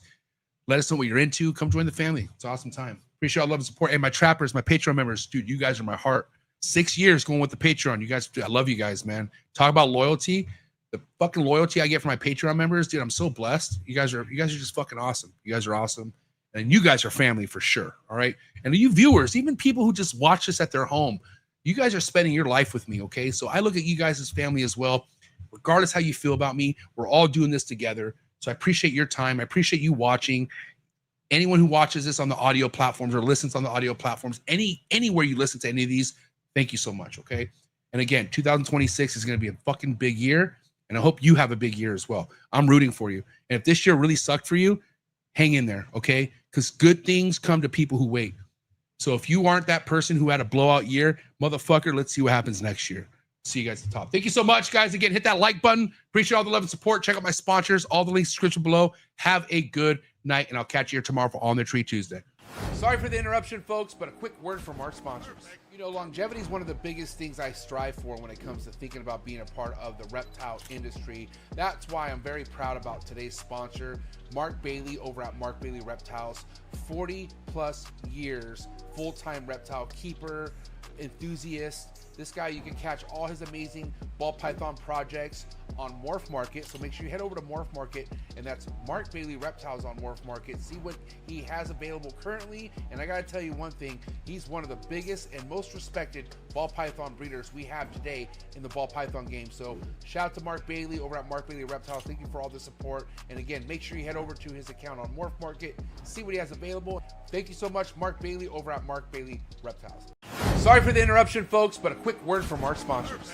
Hi, I'm Devin. I'm Teresa, and we are PRAGUE MORPHs.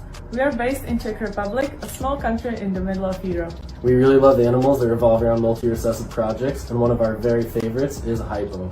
We're really looking forward to clutches that are coming this season, and some of those are Hypo Clown, DG Clown, Hypo DG Clown, and one of our all-time favorites, Hypo Puzzle. Hope you enjoyed the next episode on Trap Talk, the greatest reptile network in the world. If you guys want to see next level cutting edge ball python projects, please make sure you head over to their Instagram to follow all their amazing work, and head over to their website to see what they could possibly have available by heading over to PRAGUEMORPHS.com. Thank you again, Devin and Teresa, for bringing some of the biggest heat worldwide in the ball python game.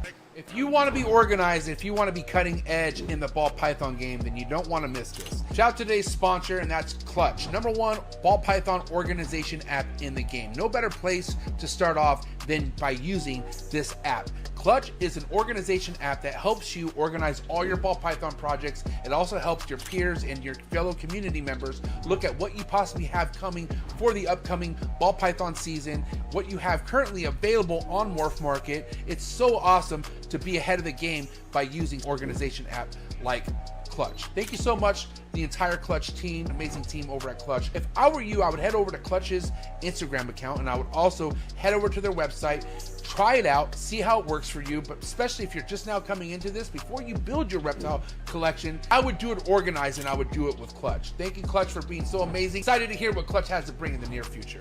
Cheers.